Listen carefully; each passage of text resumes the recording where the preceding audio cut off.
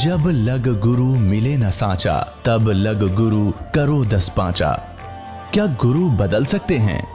क्या गुरु बदलने से पाप लगता है?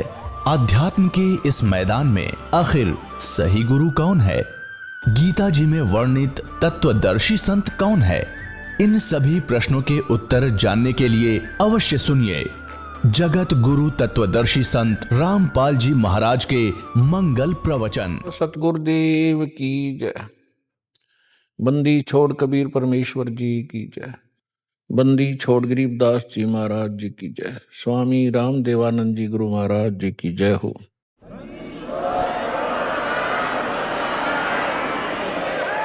गरीब नमो नमो सतपुरुष को नमस्कार गुरु की नहीं।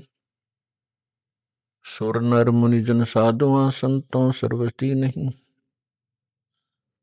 सतगुरु साहेब संत सब डंडो तुम प्रणाम। आगे पीछे मध्य हुए तिनको जा कुर्बान। नराकार निर्विषम काल जाल वैभंजनम निर्लेपम निज निर्गुणम। अकल अनुबेशुंदुनम सोहम सुरति समापितम सकल समाना निरतल। उज्ज्वल हिरंबर हरदम अम्बे परवाथा है वार पार निमज्जतम। गरीब जो सुमर सिद्ध होई गणनायक गलता ना। करो अनुग्रह सोई पारस पद परवाना। आदि गणेश मनाऊं गणनायक देवन देवा। चरण कमल लो लाऊं आदंत करूं सेवा। परम शक्ति संगीतम रिद्धि सिद्धि दाता सोई। अवगत गुण अतीतम सत्य पुरुष निर्मोही। जगदम्बा जगदीशम मंगल रूप मुरारी। तन मन अर्पों शीशम भक्ति मुक्ति भंडारी। सुर नर मुनि जन ध्यावे ब्रह्मा विष्णु महेशा। शेष सहस मुख गावे पूजय आद गणेशा। इंद्र कुबेर सरीखा वरुण धर्म राय ध्यावे। समरथ जीवन जी का मन इच्छा फल पावे। 33 कोटि आधारा ध्यावे शेष 88। उतरे बहु जल पारा कट है यम की फांसी। 33 कोटि आधारा ध्यावे शेष 88। उतरे बहु जल पारा कट है यम की फांसी। कर जोरों विनती करूं धरूं चरण पर शीश। गुरु जी राम देवानंद जी महाराज ने दियो नाम बख्शीश। कोटि कोटि सिजदा करूं कोटि कोटि प्रणाम। चरण कमल में राखियो में बांधी जाम गुलाम। कुत्ता हूँ गुरुदेव का रामपाल दास का नाम। गले प्रेम की जेवड़ी जा खेचो वहाँ जाऊं। तो करो तो हो बावड़ू। दूर दूर करो तो जाऊं। जो राखो त्यों ही रहूं। जो देव सो खाऊं।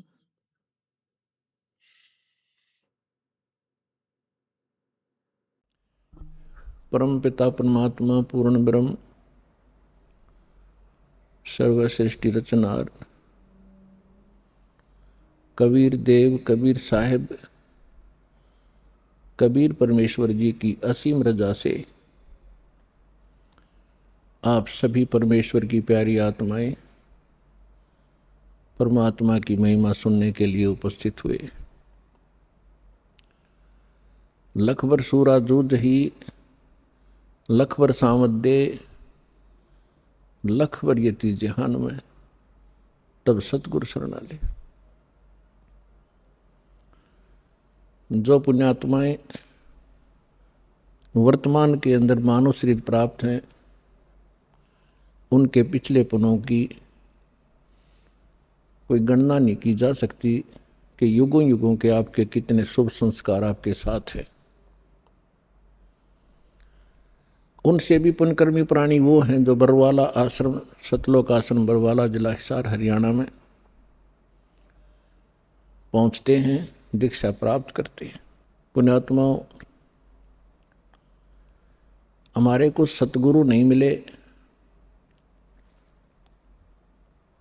हमारे को आध्यात्मिक टीचर ठीक प्राप्त नहीं हुए, जिस कारण से हम परमात्मा से मिलने वाले जो लाभ होते हैं उनसे वंचित रहे और मानव शरीर को व्यर्थ करके हम संसार छोड़कर चले जाते हैं। आगे चल के ना जाने कितने कष्ट हम उठाया करते थे, उनका हमें ज्ञान नहीं था कि इससे आगे भी कुछ है। अब परमात्मा के इस तत्व ज्ञान से, इसके प्रकाश से हमें वर्तमान का और भविष्य का और भूत की जानकारी होने लगी। भूत की कैसे है, वर्तमान की कैसे है और भविष्य की कैसे हुई। आज कोई दुखी है वो अपने पाप से है, आज कोई सुखी है तो अपने पुण्य से है। ये विधान है परमात्मा का, इस बात को सभी मानते भी हैं। कोई दुखी प्राणी है वो अपने आप ही कहा करता है कि ना जाने मेरा कौन सा पाप आगे अड़ गया। और जो सुखी होते हैं उनको उनके विषय में सभी कहते हैं भाई घने अच्छे कर रखे थे आपने पिछले जन्म में।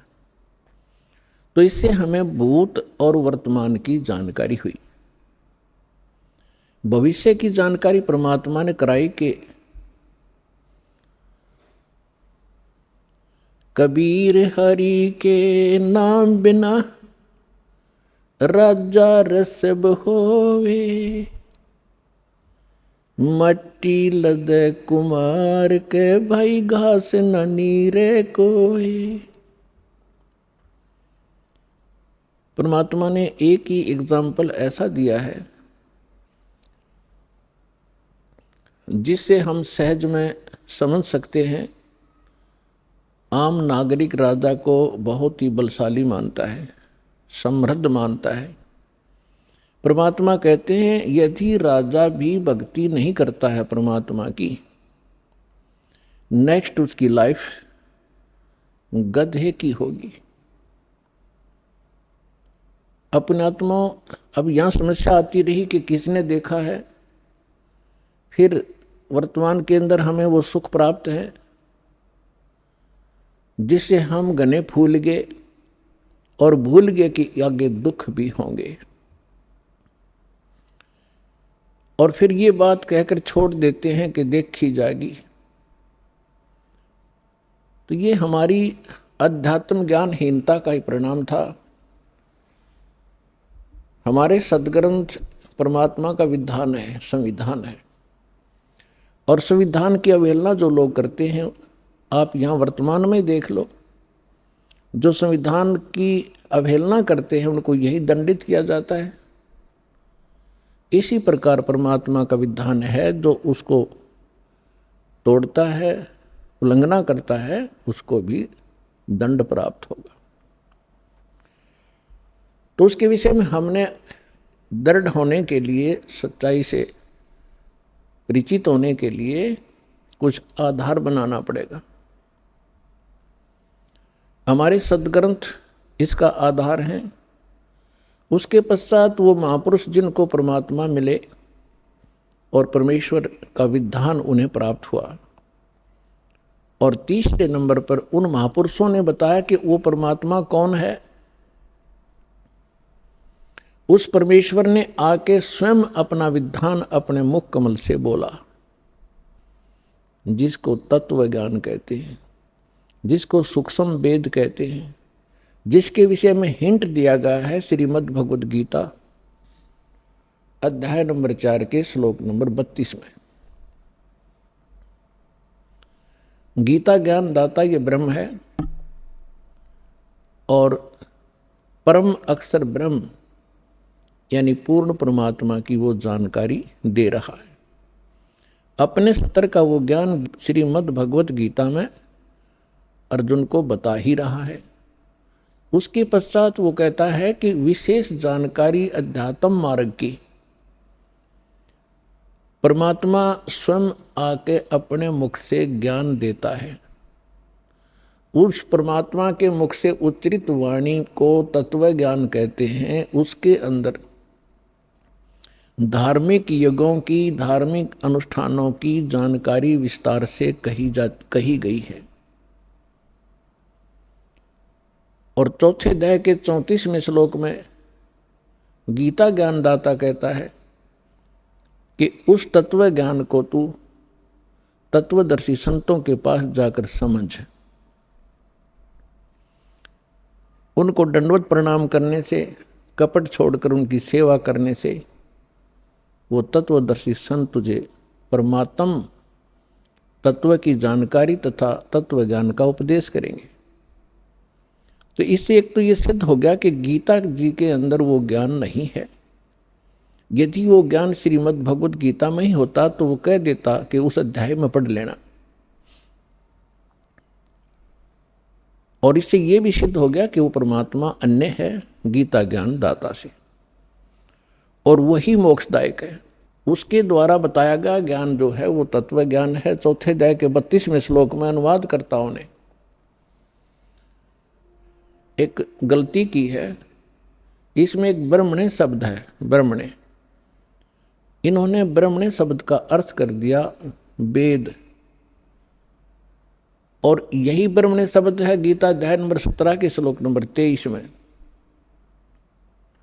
वह इन्हीं अनुवादकर्ताओं ने ब्रह्मणे अर्थ का अर्थ किया है सच्चिदानंद घन ब्रह्म यानी परम अक्षर ब्रह्म, जिसके विषय में गीता अध्याय नंबर 7 के श्लोक नंबर 29 में गीता ज्ञानदाता कहता है कि जो उस तत्ब्रह्म से, सारे अध्यात्म ज्ञान से और सभी कर्मों से परिचित हो जाता है, वो व्यक्ति केवल जरा और मरण से ही छूटने के लिए प्रयत्न करता है। यानी जरा माने वृद्धावस्था का कष्ट, मरण माने मृत्यु, अर्थात जो यहाँ से जन्म मरण के कष्ट से छूटने के लिए साधना करता है, संसार की कुछ इच्छा नहीं रखता है, वो उस तत्ब्रह्म से परिचित हो चुका है, सारे अध्यात्म ज्ञान से परिचित है और सभी कर्मों से परिचित है। अर्जुन ने 8वें अध्याय के प्रथम मंत्र में पूछा, फिर वो किम तत्ब्रह्म, वो तत्ब्रह्म क्या है? गीता ज्ञानदाता ने 8वें अध्याय के 3रे श्लोक में बताया कि वो परम अक्षर ब्रह्म है, यानी गीता ज्ञानदाता से अन्य है वो। तो हमने अपने इस अध्यात्म मार्ग में आगे बढ़ने के लिए कुछ आधार बनाना पड़ेगा। अब तक हम जिस भी संत या पंथ में गए या उनका कोई अनुभव हमने पढ़ा, उनके तकरीबन विचार भिन्न मिलते हैं, उनकी साधनाओं में बहुत अंतर मिलता। तो गीता अध्याय नंबर 2 के श्लोक नंबर 53 में कहा कि अर्जुन, जिस समय तेरी बुद्धि भ्रमित करने वाले भिन्न भिन्न प्रकार के वचनों से हटकर एक परमात्म ज्ञान पर स्थिर हो जाएगी, तब तू योगी बनेगा। योगी माने भक्त। तब तो तू भगत का होगा, नहीं तो कोई भी जहाँ भी आप जाते हो आपको तत्व ज्ञान है नहीं। कोई भी सिर्फ आपको दो अटपट करके वहाँ से डिगा देता है, आपको सुमार्ग से विचलित करके कुमार्ग पर खींच ले जाता है। और जिस समय आप इस तत्व ज्ञान से दृढ़ हो जाओगे तो यहाँ पर ब्रह्मा विष्णु महेश आ जाइए आपके सामने, आप ज्ञान में डगमग नहीं हो सकते, उनको विचलित कर दोगे। ये ऐसा ज्ञान है।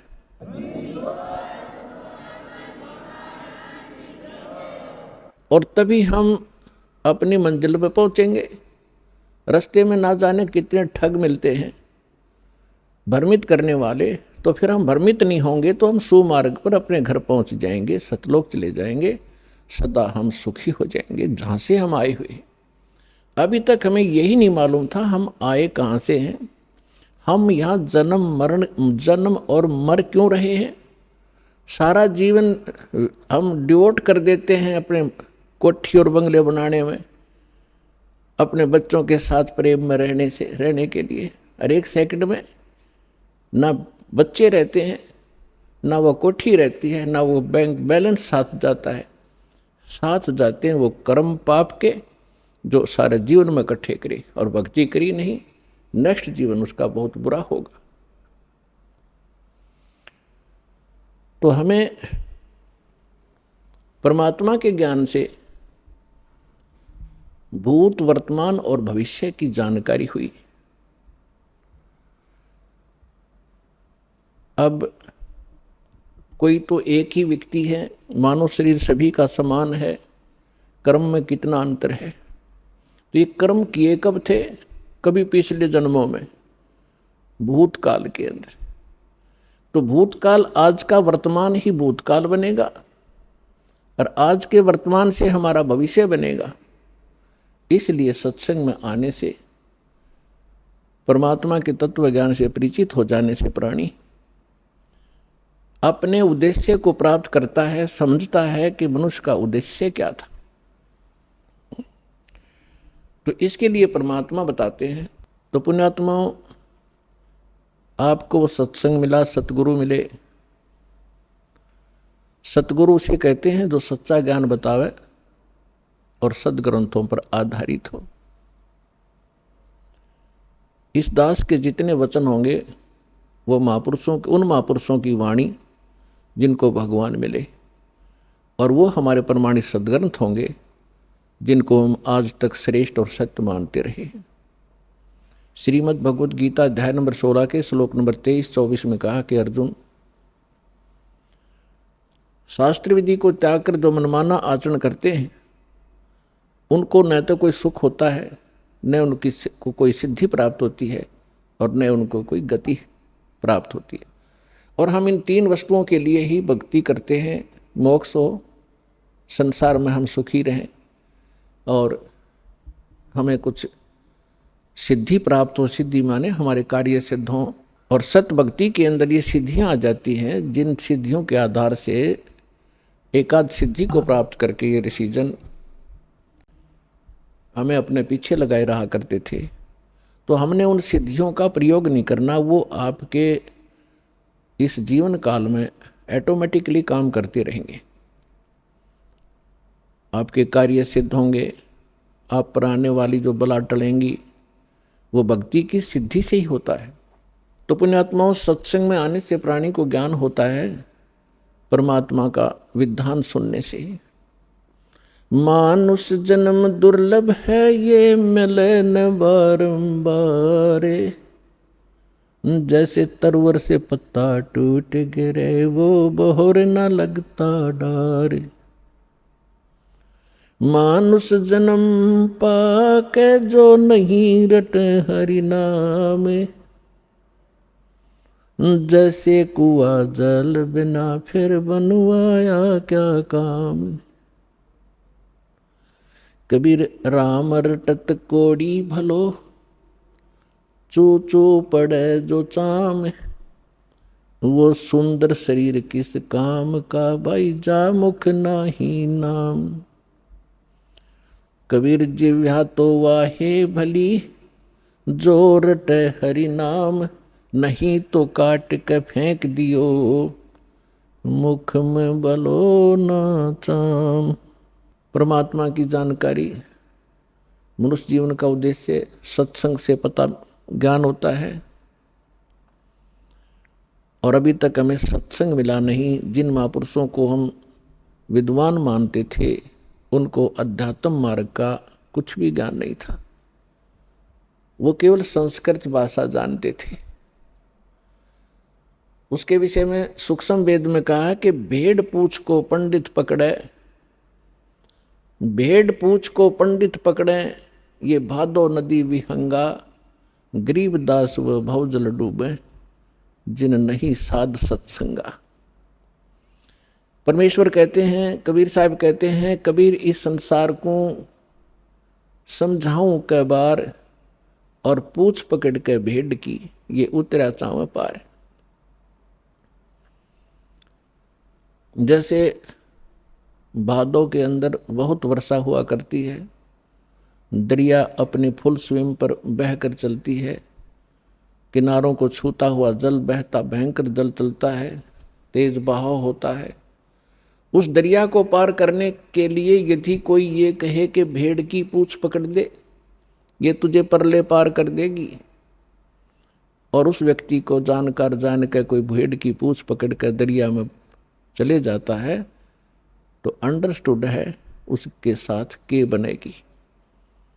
तो यहां परमात्मा कहते हैं, कबीर इस संसार ने समझाऊं कै बार, और पूंछ पकड़ के भेड़ की, ये उतरा चाव पार। इसी बात को आदरणीय गरीबदास साहिब जी, जो परमात्मा से परिचित हुए, सचखंड देखा, सतलोक गए, फिर वापस आए, परमात्मा से प्राप्त उस तत्व ज्ञान के आधार से कहते हैं कि भेड़ पूंछ को पंडित पकड़े, ये भादो नदी विहंगा, गरीबदास व भवजल डूबे, जिन नहीं साध सत्संगा। जिनको संत का सत्संग नहीं मिला, वो इस भवजल रूपी दरिया के अंदर डूब जाते हैं। और जो साधनाएं आप कर रहे थे, वो भेड़ की पूंछ पकड़ा रखी थी, श्राद्ध निकाल दो, 13वीं कर लो, फिर फूल चुग लो, इससे काम लगा रखे थे हम। भक्ति के तो आसपास भी नहीं पहुंचे थे, कहीं नामो निशान नहीं था भक्ति का। फिर कोई ज़्यादा ही श्रेष्ठ समझते थे, हरे राम हरे कृष्ण, सीताराम राधे श्याम, राधे राधे श्याम मिला दे, ये गीत गाते रहे। इससे भी कोई ज़्यादा ऊंचे उठे, वो कहते हैं ओम नाम सबसे बड़ा, इससे बड़ा ना कोई, ओम नाम का जाप करे शुद्धात्मा होए। तो ये अधूरा ज्ञान था, यह भेड़ की पूंछ थी। हमने जाना है सत्यलोक में, जहां हम पहले रहा करते थे, और जहां हमें सर्व सुख प्राप्त होगा, जिसकी खोज हम यहां कर रहे हैं इस गंदे लोक में। इस पृथ्वी पर और काल ब्रह्म, जिसका ओम नाम है, ये ब्रह्म है। इससे ऊपर 2 शक्तियां और हैं ब्रह्म से ऊपर, एक पर ब्रह्म, एक परम अक्षर ब्रह्म। इन्हीं को अन्य शब्दों में कहते हैं, जैसे ब्रह्म को कहते हैं सरपुरुष या सरब्रह्म। श्रीमद् भगवद गीता अध्याय नंबर 15 के श्लोक 16 और 17 में इन 3 पुरुषों की, 3 प्रभुओं की जानकारी है। हमारे जो गुरु थे, हमारे ऋषि महर्षि थे, ये हमारे सदग्रंथों अपने सिलेबस से परिचित नहीं थे, ये खाक टीचर थे। जो टीचर अपने सिलेबस से परिचित नहीं है, वो टीचर नहीं है, वो लोक वेद सुनाया करते थे। और जिस आधार से हमने, हमारे पूर्वजों ने जीवन नाश कर दिए, आज वो पशु पक्षी भूत योनियों में भोग रहे हैं। और अब उनको राहत दिलाने के लिए कहते हैं श्राद्ध निकाल दो, फलान कर दो। अब वो मनमाना गधा बन रहा हो और यहाँ उसके श्राद्ध निकाल रहे हैं। ये कोई बात हुई? हम शाने नहीं थे, हमें ज्ञान नहीं था, तो परमात्मा ने दया बख्शी है, आपको शिक्षित किया, और शिक्षित करके फिर दास को इस ज्ञान से युक्त किया। उससे पहले आपके लिए ये इंस्ट्रूमेंट बनवाए, ताकि ये बच्चे घर बैठे समझ सकें, सदग्रंथों को रूबरू कर किया जाए। अभी तक हम शिक्षित ना होने से एक सिरफरा 4 वाणी 4 श्लोक गीता या वेद के घोट लेता, हम उसके मुंह की तरफ देखते रहते, बड़ा विद्वान है, वाह भाई वाह, बड़े संस्कार जानता है। भाषा का जानना अलग चीज है, अध्यात्म का जानना ये विशेष ज्ञान है। तो जो प्रसंग चल रहा था कि जब तक हम अपने सदग्रंथों से परिचित नहीं होंगे, तब तक हमें विश्वास नहीं होगा कि सचमुच हम जो सुना करते थे वो सत्य था या असत्य था। क्योंकि आज हम शिक्षित हैं, सदग्रंथ हमारे पास हैं, जिनके ऊपर आज तक हम लाखों वर्षों से आधारित रहे हैं, और आज वही हमें क्या संदेश दे रहे हैं, तो एक मिनट में समझ जाओगे, क्योंकि परमात्मा ने आपको शिक्षित बनाया है। तो यहां समस्या हमारे सामने यही अड़ी रही कि हम स्वयं परमात्मा के ज्ञान से परिचित ना होने से ऐसे ही भटकते रहे, किसी ने जो मार्ग दिया उसी को हम जाप करने लगे। तो यहाँ 3 पुरुष हैं, एक सरपुरुष, सरब्रह्म भी कहते हैं इसी को, दूसरे शब्दों में इसको ईश कहते हैं। ईश, ईश्वर, परमेश्वर, ये 3 अलग अलग प्रभुओं की जानकारी है। ब्रह्म, परब्रह्म, परम अक्षर ब्रह्म, इन्हीं को अन्य शब्दों में सरपुरुष, अक्षर पुरुष, परम अक्षर पुरुष या परम अक्षर ब्रह्म कहो। जो तीसरे नंबर का परमात्मा है वो है सबके लिए पूज्य इष्ट रूप में। और बाकी जितने भी ये प्रभु हैं, स्वामी हैं, पहले आपको थोड़ा सा डेफिनेशन ऑफ गॉड बताएंगे कि परमात्मा की परिभाषा क्या है। हम जैसे गणेश जी को भी देव कहते हैं, गणेश देव, ब्रह्मा जी को भी हम भगवान कहते हैं, विष्णु जी को भी भगवान कहते हैं, शंकर जी को भी हम देव कहते हैं, महादेव कहते हैं, और देवी, फिर ब्रह्म को भी हम भगवान कहते हैं, जिसको निराकार निर्गुण कहा करते थे हमारे गुरु। तो ये सभी प्रभु हैं, ये सभी स्वामी हैं। जैसे एक तहसीलदार जी को भी साहब कहते हैं, एक डिप्टी कमिश्नर को भी साहब कहा जाता है, कमिश्नर भी साहब कहलाता है, और मंत्री जी को भी साहब कहते हैं, मुख्यमंत्री जी को भी हम साहब कहते हैं, प्रधानमंत्री जी भी साहब कहलाते हैं, और राष्ट्रपति जी भी को भी हम साहब ही कहते हैं। साहब जैसे हम देव कहते हैं, देव कहो, राम कहो, साहिब को हम सत्साहिब कहते हैं। जैसे हम कभी विशेष मूड में होते जब कहा करते हैं सच्चे मालिक, सच्चा मालिक कहो, सत्य साहिब कहो। साहब माने भगवान, सत्य माने सच्चा, अविनाशी। तो ये सभी साहब हैं, लेकिन अपने अपने सत्र के साहब हैं। तहसीलदार एक तहसील के अंदर उस सत्र का मालिक है,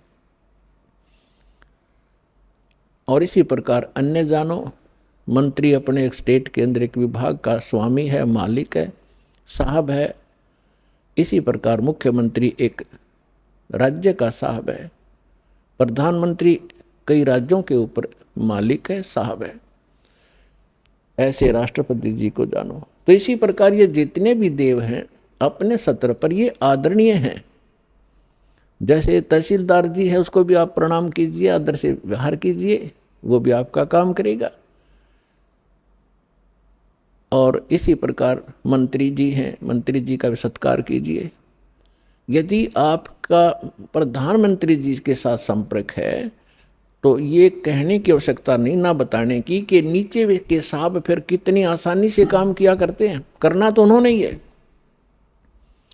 तो आज आपका मेल उस समर्थ शक्ति से हो चुका है, और जो उस समर्थ शक्ति की शरण में आ जाते हैं, फिर नीचे के जितने भी राम हैं, जितने भी ये देव हैं, आपके काम को बहुत आसानी से करते रहे। करना इन्होंने ही है, क्योंकि यहाँ की एक व्यवस्था बना रखी है। जैसे आपको सबसे पहले या मंत्र जो दिए जाते हैं वो उन्हीं साहबों के दिए जाते हैं। इस स्टेट के साहब हैं ये।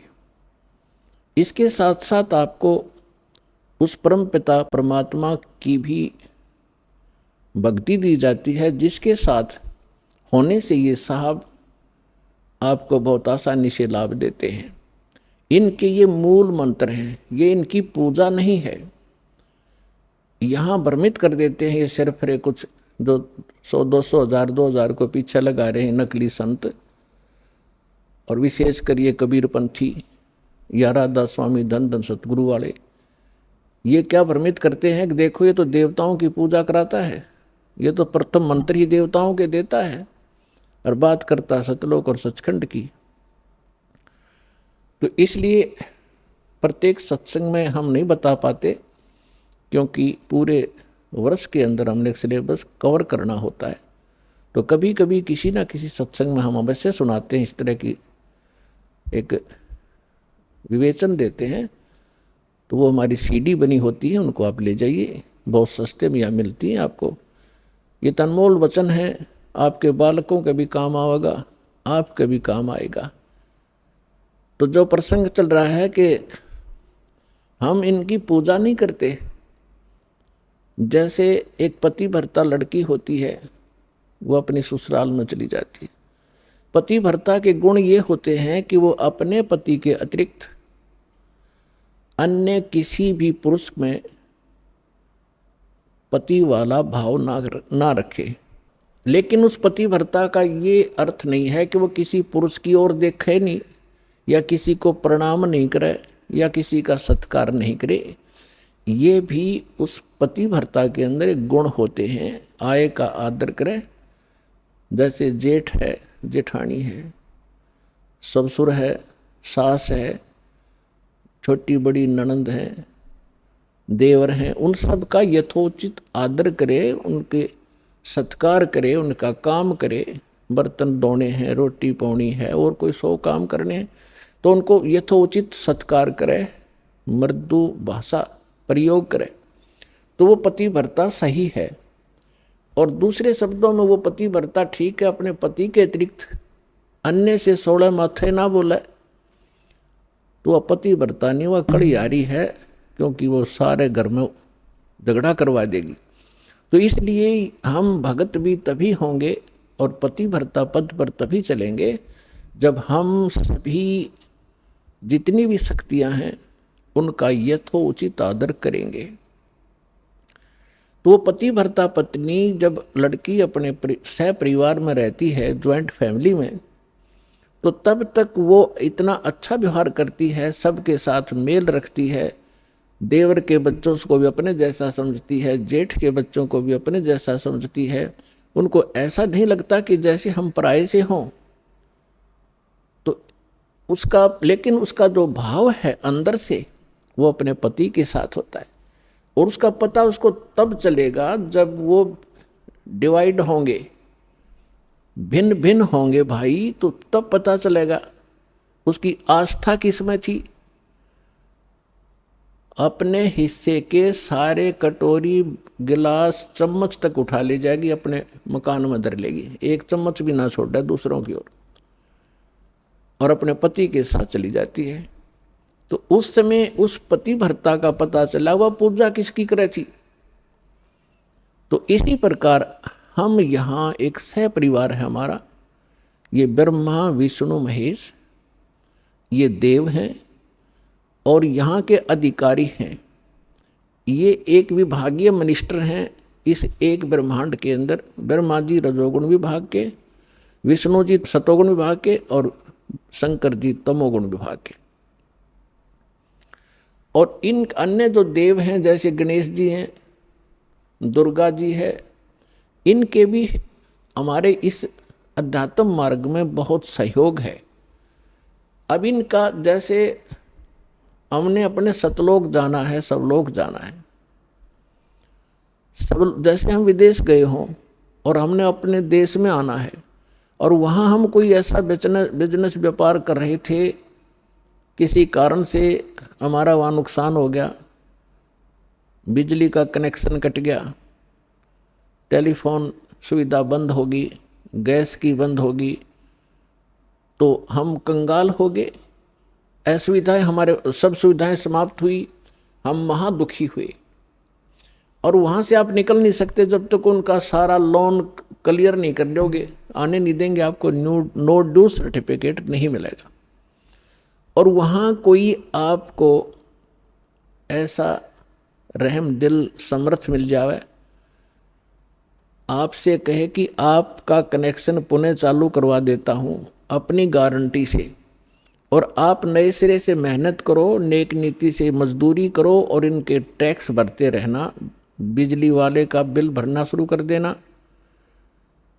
टेलीफोन वाले का कनेक्शन करवा देता है और उसका मेहनत मजदूरी करके अपना बिल भरना शुरू करो। वो सुविधाएं प्रारंभ हो जाएंगी और फिर से वो धनी हो करके और सब कर्जे से मुक्त हो करके और बची हुए धन को साथ लेकर के स्वदेश आ सकता है। ठीक इसी प्रकार हम इस काल के लोक में बहुत बड़ी पूंजी लेकर आए थे। हम बहुत बड़े साहूकार के बेटे थे, बेटियां थी सतलोक के अंदर। हम अपनी गलती से उस पूंजी समेत, अपने पुनों समेत इसके साथ आ गए।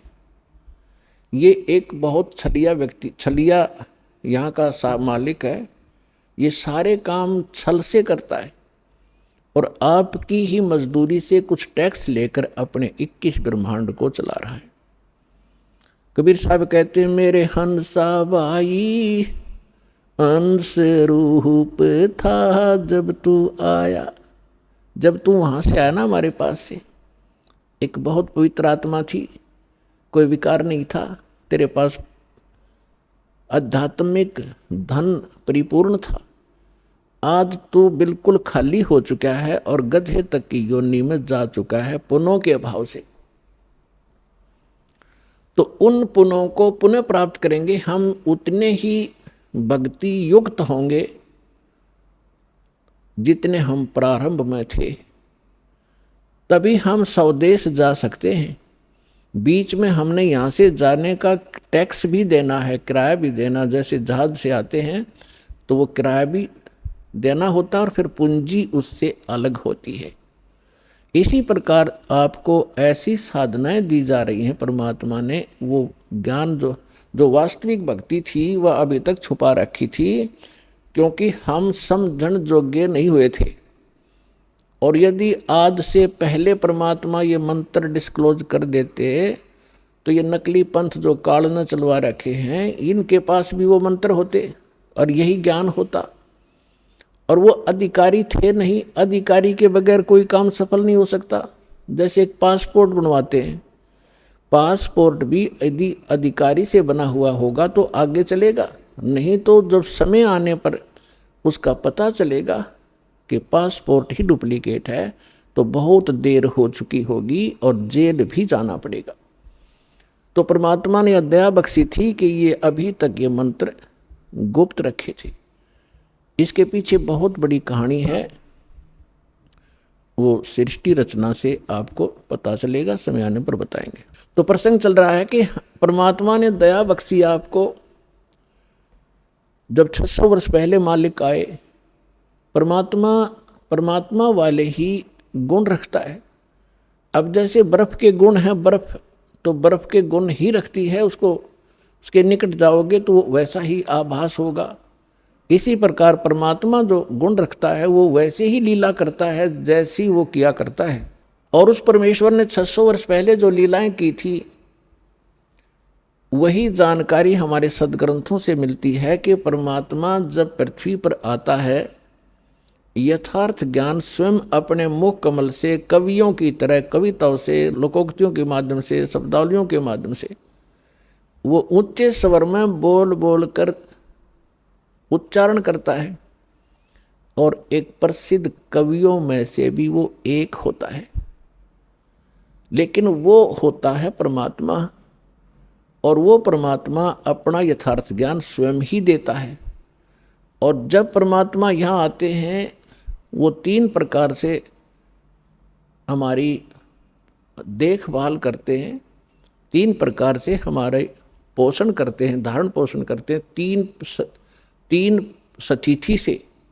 एक सतिथि में परमात्मा सतलोक में सचखंड में एक राजा के समान बहुत सुंदर सिंहासन पर विराजमान है, मनुष्य के सदृश। सिर पर मुकुट है, ऊपर छत्र है, परमात्मा के सिर पर चंवर अपने आप चल हो रहा होता है। और दूसरी स्थिति में वो परमात्मा प्रत्येक युग में एक शिशु रूप धारण करके यहाँ आते हैं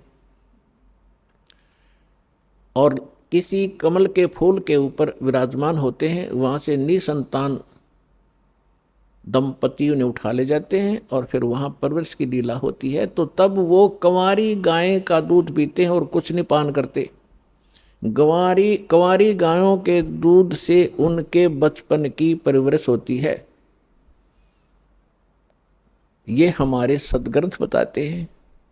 ऋग्वेद मंडल नंबर 9,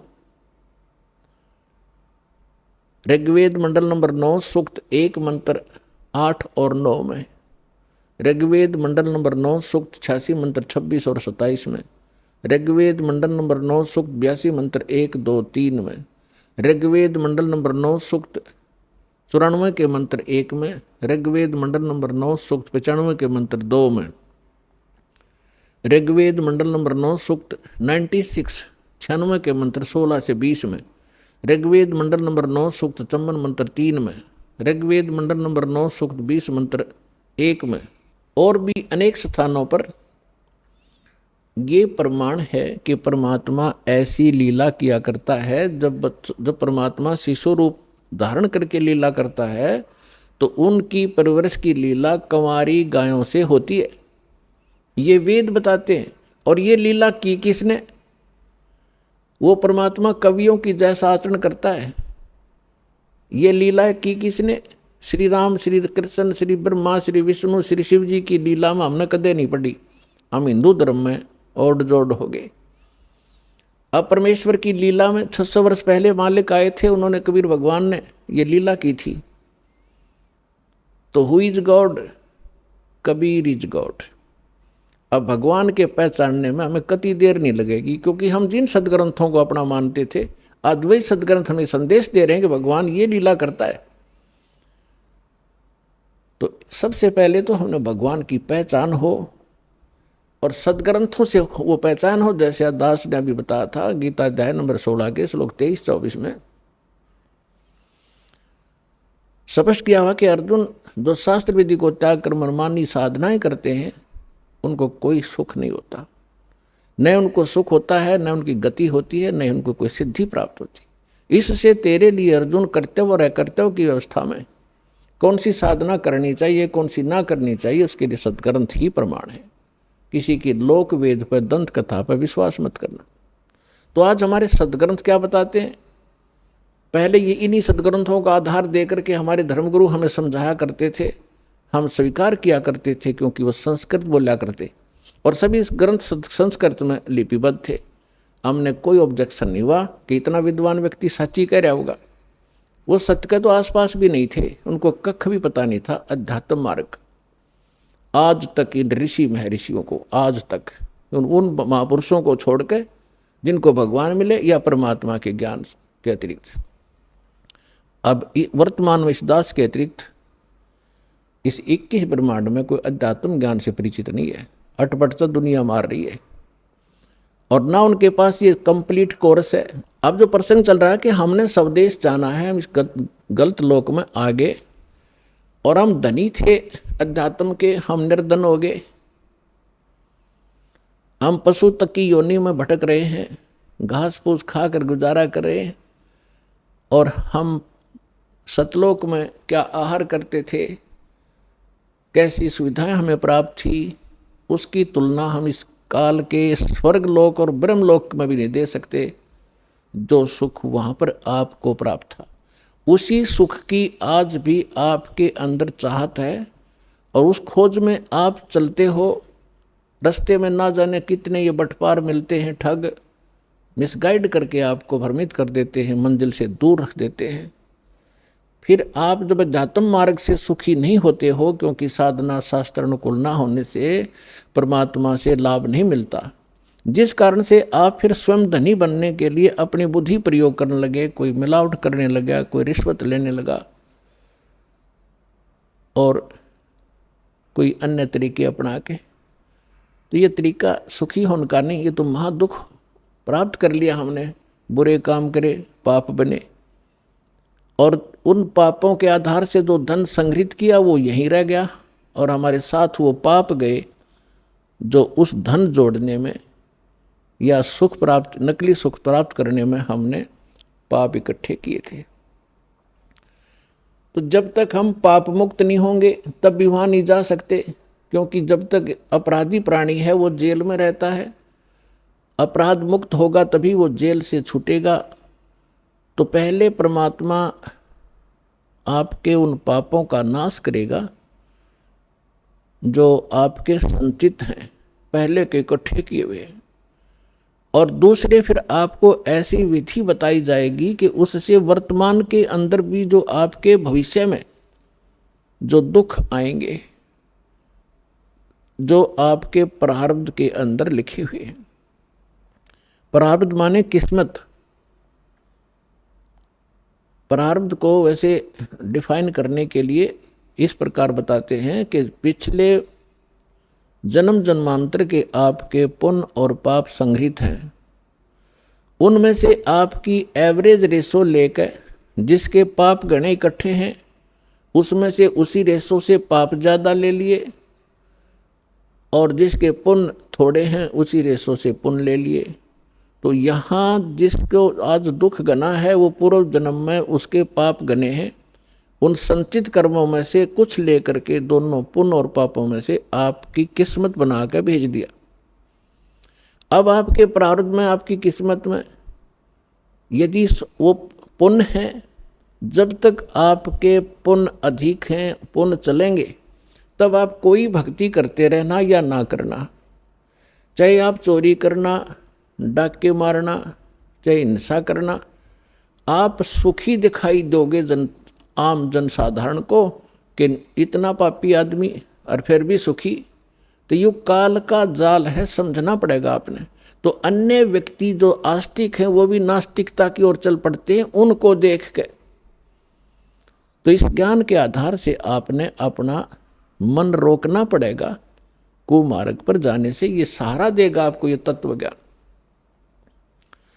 और जिस समय उस व्यक्ति के वो पुण्य क्षीण हो जाएंगे, फिर पाप का दौर चलेगा। फिर देखना उसकी कैसी दुर्गति होगी, और फिर उसके पास समय बहुत कम होगा, और कहीं वो समाधान के लिए जाएगा तो ये नकली संत मिलेंगे, उनसे करवा कर जंतर मंत्र लेकर नाम दीक्षा, आखिर में वो मर ही जाएगा उस दुर्गति के साथ। और जब हम सत साधना करेंगे, परमात्मा हमें मिलेंगे, सतगुरु मिलेगा, सतगुरु हमें फिर वो सत ज्ञान देगा, सत साधना देगा, जिससे आपके पाप नाश होंगे। तो अब आपके प्रारब्ध में जिसके जैसे आप दुखी हो तो पाप से हो, सुखी हो पुण्य से हो, अंडरस्टूड है।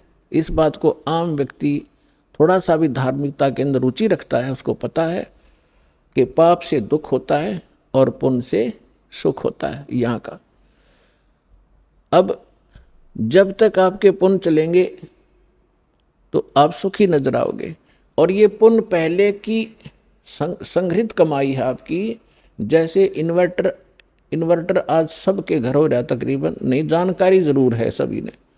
उसके अंदर बैटरियां होती हैं, उनको चार्जर के माध्यम से लाइट में बिजली में लगा कर चार्ज किया जाता है।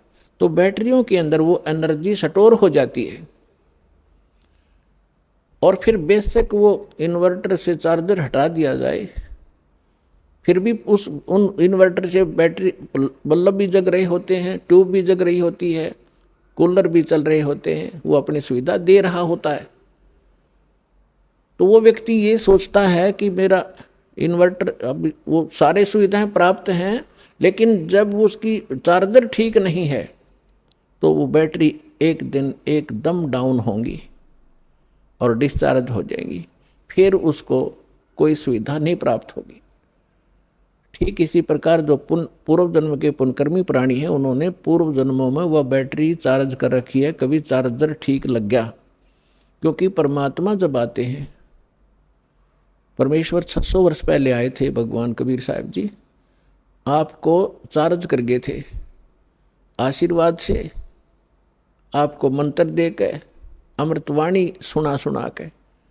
उस समय कबीर भगवान के 64 लाख शिष्य हुए थे, 64 लाख शिष्य, एक दानक के, एक जुलाहे के, एक मजदूर आदमी के, और जो संत भी महसूस नहीं हुआ था, क्योंकि हम संत या ब्राह्मण उनको संत या को लाभ उसको उससे प्राप्त समझते थे होंगे, जो या तो पंडित हों या बड़ी गुफाओं में बैठे हों, जटा हो बड़ी बड़ी, या मूंड मुंडा रखा हो, लाल पीले कपड़े पहन रखे हों, तो उन महापुरुषों को तो हम संत मान्या करते। अरे एक हमारे जैसा मजदूर, एक कपड़ा बुनने वाला, एक धानक, और उसको उसके 64 लाख से सोना,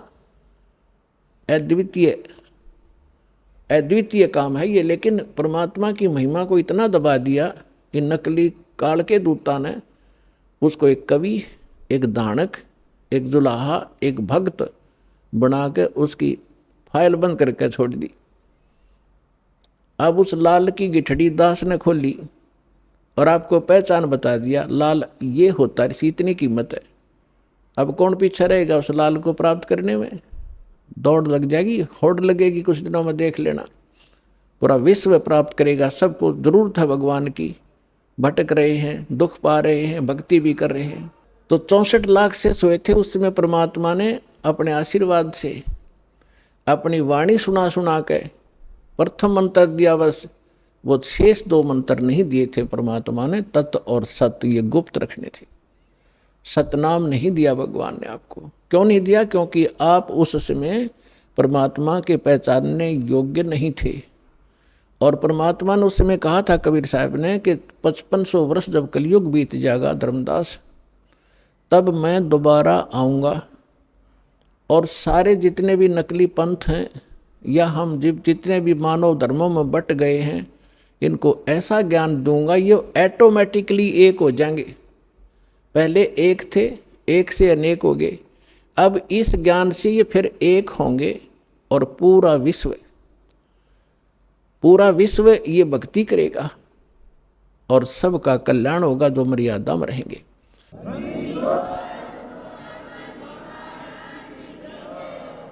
तो अब वो कलयुग का वो आ गया, वो समय निर्धारित जो परमात्मा ने ठीक रखी थी, वो ठीक का समय अब आ चुका है। और इसलिए परमात्मा ने ये यथार्थ ज्ञान और ये सारे नाम आपके रूबरू करवाने का आदेश दास को दे दिया। तो उस समय परमेश्वर ने आपकी बैटरी चार्ज करी थी और वो बैटरी चार्ज करके आपके अभी तक उसी चार्ज से आपको मनुष्य जीवन प्राप्त होते हुए आ रहे हैं। परमात्मा के विधान में है कि 2 प्रकार से मानव शरीर प्राप्त होता है। एक तो पिछली भक्ति की कमाई से कंटिन्यू आपको 10, 20, 50, 100 मनुष्य जन्म भी हो सकते हैं, इससे अधिक भी हो सकते हैं।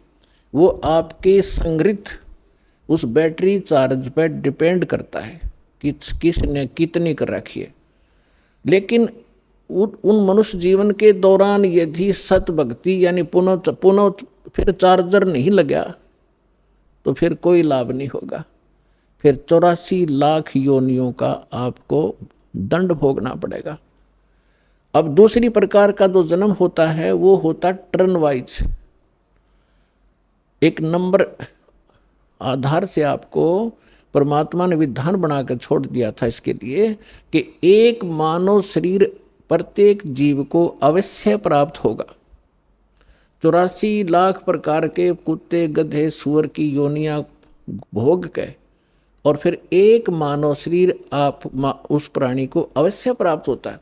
तो कुछ तो ऐसे मानव शरीर प्राप्त प्राणी हैं जो टर्न वाइज मानव शरीर प्राप्त है, और एक वो हैं जो पिछले बैटरी चार्ज थी, उस पिछले संस्कारों से मनुष्य जीवन कंटिन्यू आ रहा है आपका। तो जिनका जो पिछले जन्म में मनुष्य से ही मनुष्य जीवन प्राप्त किया है, आज उनके अंदर भक्ति की कसक ज्यों की तो है, और वही पुण्यात्माएं भटक रही हैं भगवान के लिए। तो परमात्मा की चाह में वही चलती हैं क्योंकि उनके अंदर वो कसक विद्वान रहती है, वो भूल नहीं पड़ती उनको। तो कोई तो बचपन से ही कोई ना कोई व्रत रखने लग जाता है, परंपरागत साधनाएं करते हैं, फिर जैसा भी कोई चलता फिरता भी कोई मार्गदर्शक मिल जाता है वो भी स्वीकार कर लेते हैं। फिर संतों के पास जाते हैं, सुनते हैं कि भाई गुरु बिन मोक्ष नहीं होता। फिर उन संतों के पास भी वही पुण्यात्माएं जो पूर्व जन्म से मानव शरीर से ही आए हैं, वही भटक रहे हैं, उनके अंदर चाह है, कसक है भगवान की, वही इन धार्मिक स्थलों पर जा रहे हैं, वही इन नकली संतों का फंस गए। अब ये दो प्रकार से मानव शरीर प्राप्त होता। तो 600 वर्ष पहले आप जी परमात्मा के संपर्क में रहे थे, आपने चार्जर ठीक लगाया था, और उसके कारण आज तक आप मनुष्य शरीर प्राप्त करते हुए आ रहे हो, और आपके अंदर आज भी चाह है भगवान की, तो पीछे आप मानव शरीर से आए हैं। यहाँ थोड़ा सा एक उदाहरण देते हैं।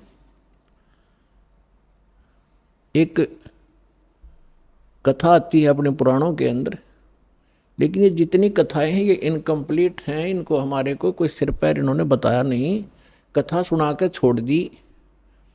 एक गरुड़ और कागभूषण की कथा आती है। एक दिन गरुड़ जी और कागभूषण जी दोनों इकट्ठे हो गए। गरुड़ भगवान विष्णु का वाहन है और कागभूषण बहुत अच्छे जो है भक्त हैं।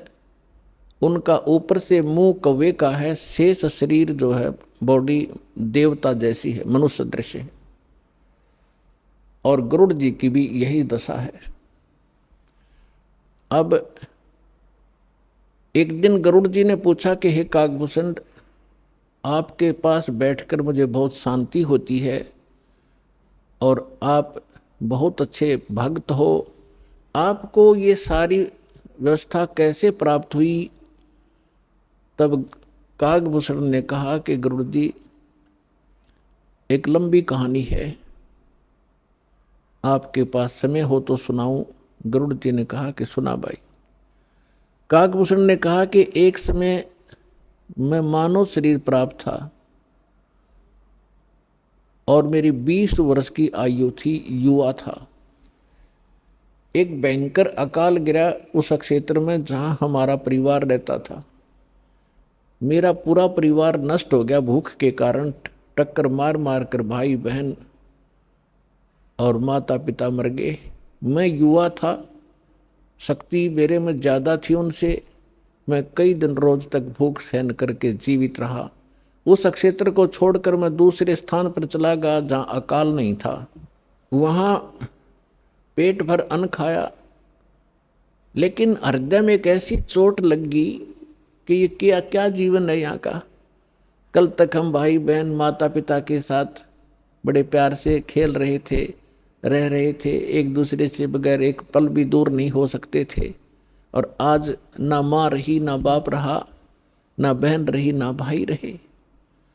इसने मुझे इतना तोड़ दिया कि अब कुछ सूझ नहीं रहा था।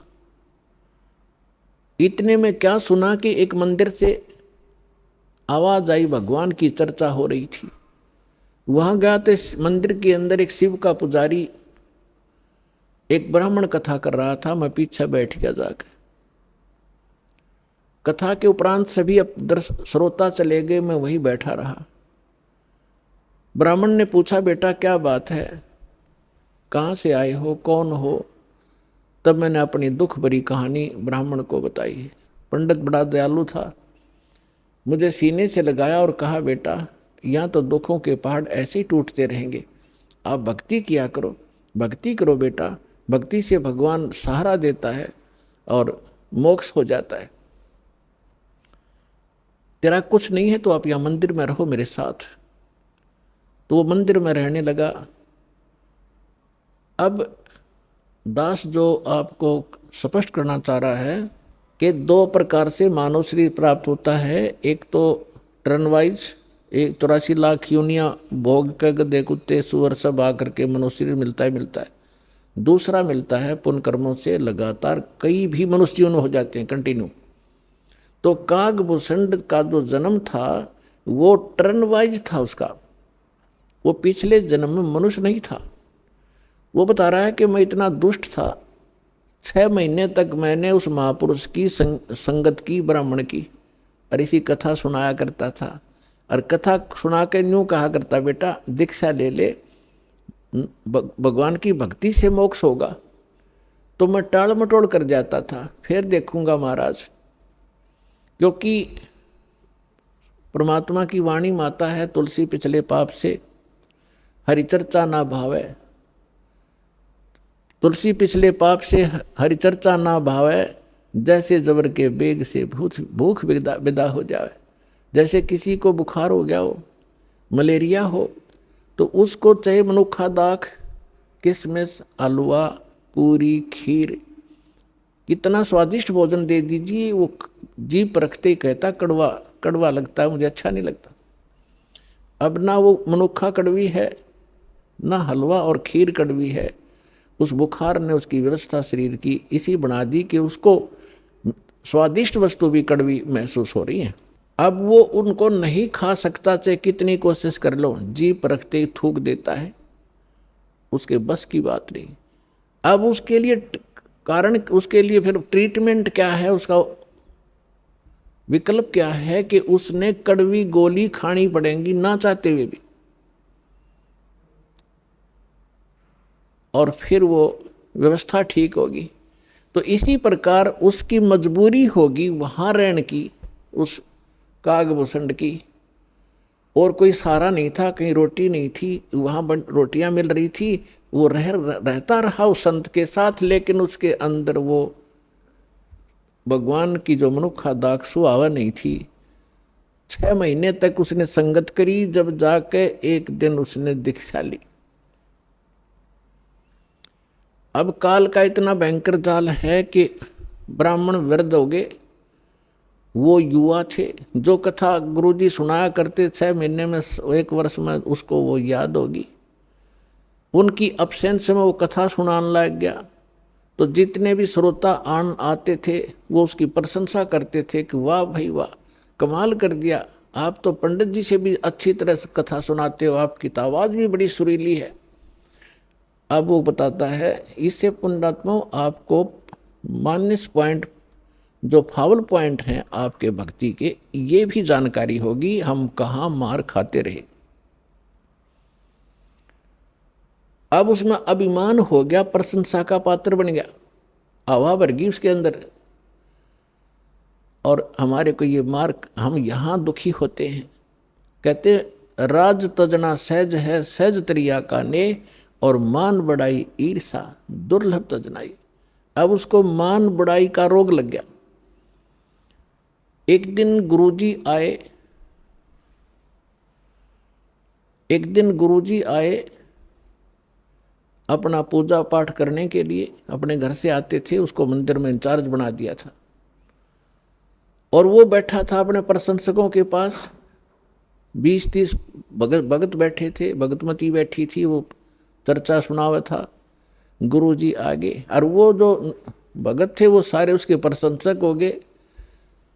तो उसने उस दिन खड़ा हो करके गुरुजी का सत्कार नहीं किया, बैठे बैठे देख लिया, और मन में ये था यदि मैं उठूंगा, खड़ा होऊंगा तो मेरी बेइज्जती ना हो जाए श्रोताओं के सामने। उसमें ये दोष था। लेकिन संत ने ये ध्यान नहीं दिया, वो अपनी पूजा की धुन में उनके पास से निकल गया और मंदिर में आगे चला गया। वो बाहर परिसर में बैठे थे। और जो सुखी होते हैं उनको उनके विषय में सभी कहते हैं भाई घने अच्छे कर रखे थे आपने पिछले जन्म में। तो इससे हमें भूत और वर्तमान की जानकारी हुई। भविष्य की जानकारी परमात्मा ने कराई कि कबीर हरि के नाम बिना राजा रसब होवे, मट्टी लद कुमार के भाई घास न नीरे कोई। जिसे हम सहज में समझ सकते हैं। आम नागरिक राजा को बहुत ही बलशाली मानता है, समृद्ध मानता है। परमात्मा कहते हैं यदि राजा भी भक्ति नहीं करता है परमात्मा की, नेक्स्ट उसकी लाइफ गधे की होगी। अपने आत्मा, अब यहाँ समस्या आती रही कि किसने देखा है, फिर वर्तमान के अंदर हमें वो सुख प्राप्त है, जिससे हम गने फूल गए और भूल गए कि आगे दुख भी होंगे, और फिर ये बात कहकर छोड़ देते हैं कि देखी जाएगी। तो ये हमारी अध्यात्म ज्ञानहीनता का ही परिणाम था। हमारे सदग्रंथ परमात्मा का विधान है, संविधान है, और संविधान की अवहेलना जो लोग करते हैं, आप यहाँ वर्तमान में देख लो, जो संविधान की अवहेलना करते हैं उनको यही दंडित किया जाता है। इसी प्रकार परमात्मा का विधान है, जो उसको तोड़ता है, उल्लंघना करता है, उसको भी दंड प्राप्त होगा। तो उसके विषय में हमने दृढ़ होने के लिए, सच्चाई से परिचित होने के लिए कुछ आधार बनाना पड़ेगा। हमारे सदग्रंथ इसका आधार हैं। उसके पश्चात वो महापुरुष जिनको परमात्मा मिले और परमेश्वर का विधान उन्हें प्राप्त हुआ, और तीसरे नंबर पर आके स्वयं अपना विधान अपने मुख कमल से बोला, जिसको तत्व ज्ञान कहते हैं, जिसको सूक्ष्म वेद कहते हैं, जिसके विषय में हिंट दिया गया है श्रीमद् भगवद गीता अध्याय नंबर 4 के श्लोक नंबर 32 में। गीता ज्ञान दाता ये ब्रह्म है, और परम अक्षर ब्रह्म यानी पूर्ण परमात्मा की वो जानकारी दे रहा है। अपने स्तर का वो ज्ञान श्रीमद् भगवत गीता में अर्जुन को बता ही रहा है। उसके प्रति विशेष जानकारी अध्यात्म मार्ग की परमात्मा स्वयं आके अपने मुख से ज्ञान देता है। उस परमात्मा के मुख से उच्चरित वाणी को तत्व ज्ञान कहते हैं। उसके अंदर धार्मिक यज्ञों की, धार्मिक अनुष्ठानों की जानकारी विस्तार से कही गई है। और चौथे अध्याय के 34वें श्लोक में गीता ज्ञानदाता कहता है कि उस तत्व ज्ञान को तू तत्वदर्शी संतों के पास जाकर समझ, उनको दंडवत प्रणाम करने परमात्म तत्व की जानकारी तथा तत्व ज्ञान का उपदेश करेंगे। तो इससे एक तो ये सिद्ध हो गया कि गीता जी के अंदर वो ज्ञान नहीं है। यदि वो ज्ञान श्रीमद् भगवद गीता में ही होता तो वो कह देता कि उस अध्याय में पढ़ लेना। और इससे ये भी सिद्ध हो गया कि वो परमात्मा अन्य है गीता ज्ञान दाता से, और वही मोक्षदायक है। उसके द्वारा बताया गया ज्ञान जो है वो तत्व ज्ञान है। चौथे अध्याय के 32वें श्लोक में अनुवादकर्ताओं ने एक गलती की है। इसमें एक ब्रह्मणे शब्द है, ब्रह्मणे। इन्होंने ब्रह्मणे शब्द का अर्थ कर दिया वेद, और यही ब्रह्मणे शब्द है गीता अध्याय नंबर 17 के श्लोक नंबर 23 में। वह इन्हीं अनुवादकर्ताओं ने ब्रह्मणे अर्थ का अर्थ किया है सच्चिदानंद घन ब्रह्म, यानी परम अक्षर ब्रह्म, जिसके विषय में गीता अध्याय नंबर 7 के श्लोक नंबर 29 में गीता ज्ञानदाता कहता है कि जो उस तत्ब्रह्म से, सारे अध्यात्म ज्ञान से और सभी कर्मों से परिचित हो जाता है, वो व्यक्ति केवल जरा और मरण से ही छूटने के लिए प्रयत्न करता है। यानी जरा माने वृद्धावस्था का कष्ट, मरण माने मृत्यु, छूटने के लिए साधना करता है, संसार की कुछ इच्छा नहीं रखता है। वो उस तत्ब्रह्म से परिचित हो चुका है, सारे अध्यात्म ज्ञान से परिचित है और सभी कर्मों से परिचित है। अर्जुन ने 8वें अध्याय के प्रथम मंत्र में पूछा, फिर वो किम तत्ब्रह्म, वो तत्ब्रह्म क्या है? गीता ज्ञानदाता ने 8वें अध्याय के 3रे श्लोक में बताया कि वो परम अक्षर ब्रह्म है। यानी गीता ज्ञानदाता से अन्य है वो।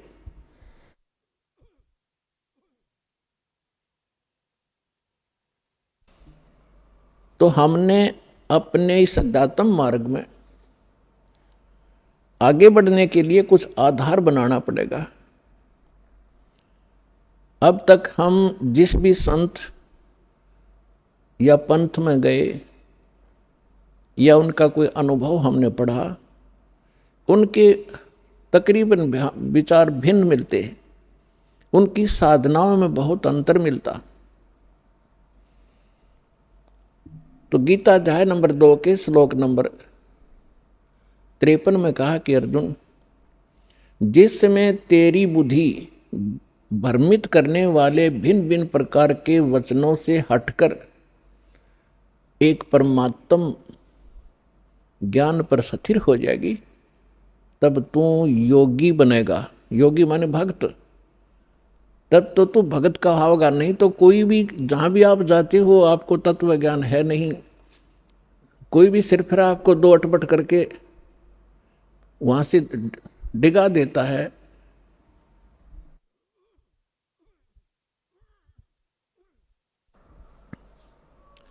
आपको सुमार्ग से विचलित करके कुमार्ग पर खींच ले जाता है।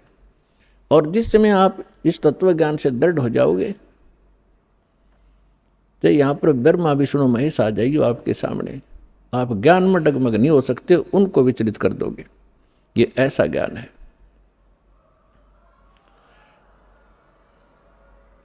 और तभी हम अपनी मंजिल पर पहुंचेंगे। रास्ते में ना जाने कितने ठग मिलते हैं भ्रमित करने वाले, तो फिर हम भ्रमित नहीं होंगे तो हम सुमार्ग पर अपने घर पहुंच जाएंगे, सतलोक चले जाएंगे, सदा हम सुखी हो जाएंगे जहां से हम आए हुए हैं। अभी तक हमें यही नहीं मालूम था हम आए कहाँ से हैं, हम यहाँ जन्म और मर क्यों रहे हैं। सारा जीवन हम डिवोट कर देते हैं अपने कोठी और बंगले बनाने में, अपने बच्चों के साथ प्रेम में रहने के लिए। हर एक सेकंड में ना बच्चे रहते हैं, ना वो कोठी रहती है, ना वो बैंक बैलेंस साथ जाता है। साथ जाते हैं वो कर्म पाप के जो सारे जीवन में इकट्ठे करी और भक्ति करी नहीं, नेक्स्ट जीवन उसका बहुत बुरा होगा। तो हमें परमात्मा के ज्ञान से भूत वर्तमान और भविष्य की जानकारी हुई। अब कोई तो एक ही व्यक्ति है, मानव शरीर सभी का समान है, कर्म में कितना अंतर है। तो ये कर्म किए कब थे? कभी पिछले जन्मों में, भूतकाल के अंदर। तो भूतकाल आज का वर्तमान ही भूतकाल बनेगा और आज के वर्तमान से हमारा भविष्य बनेगा।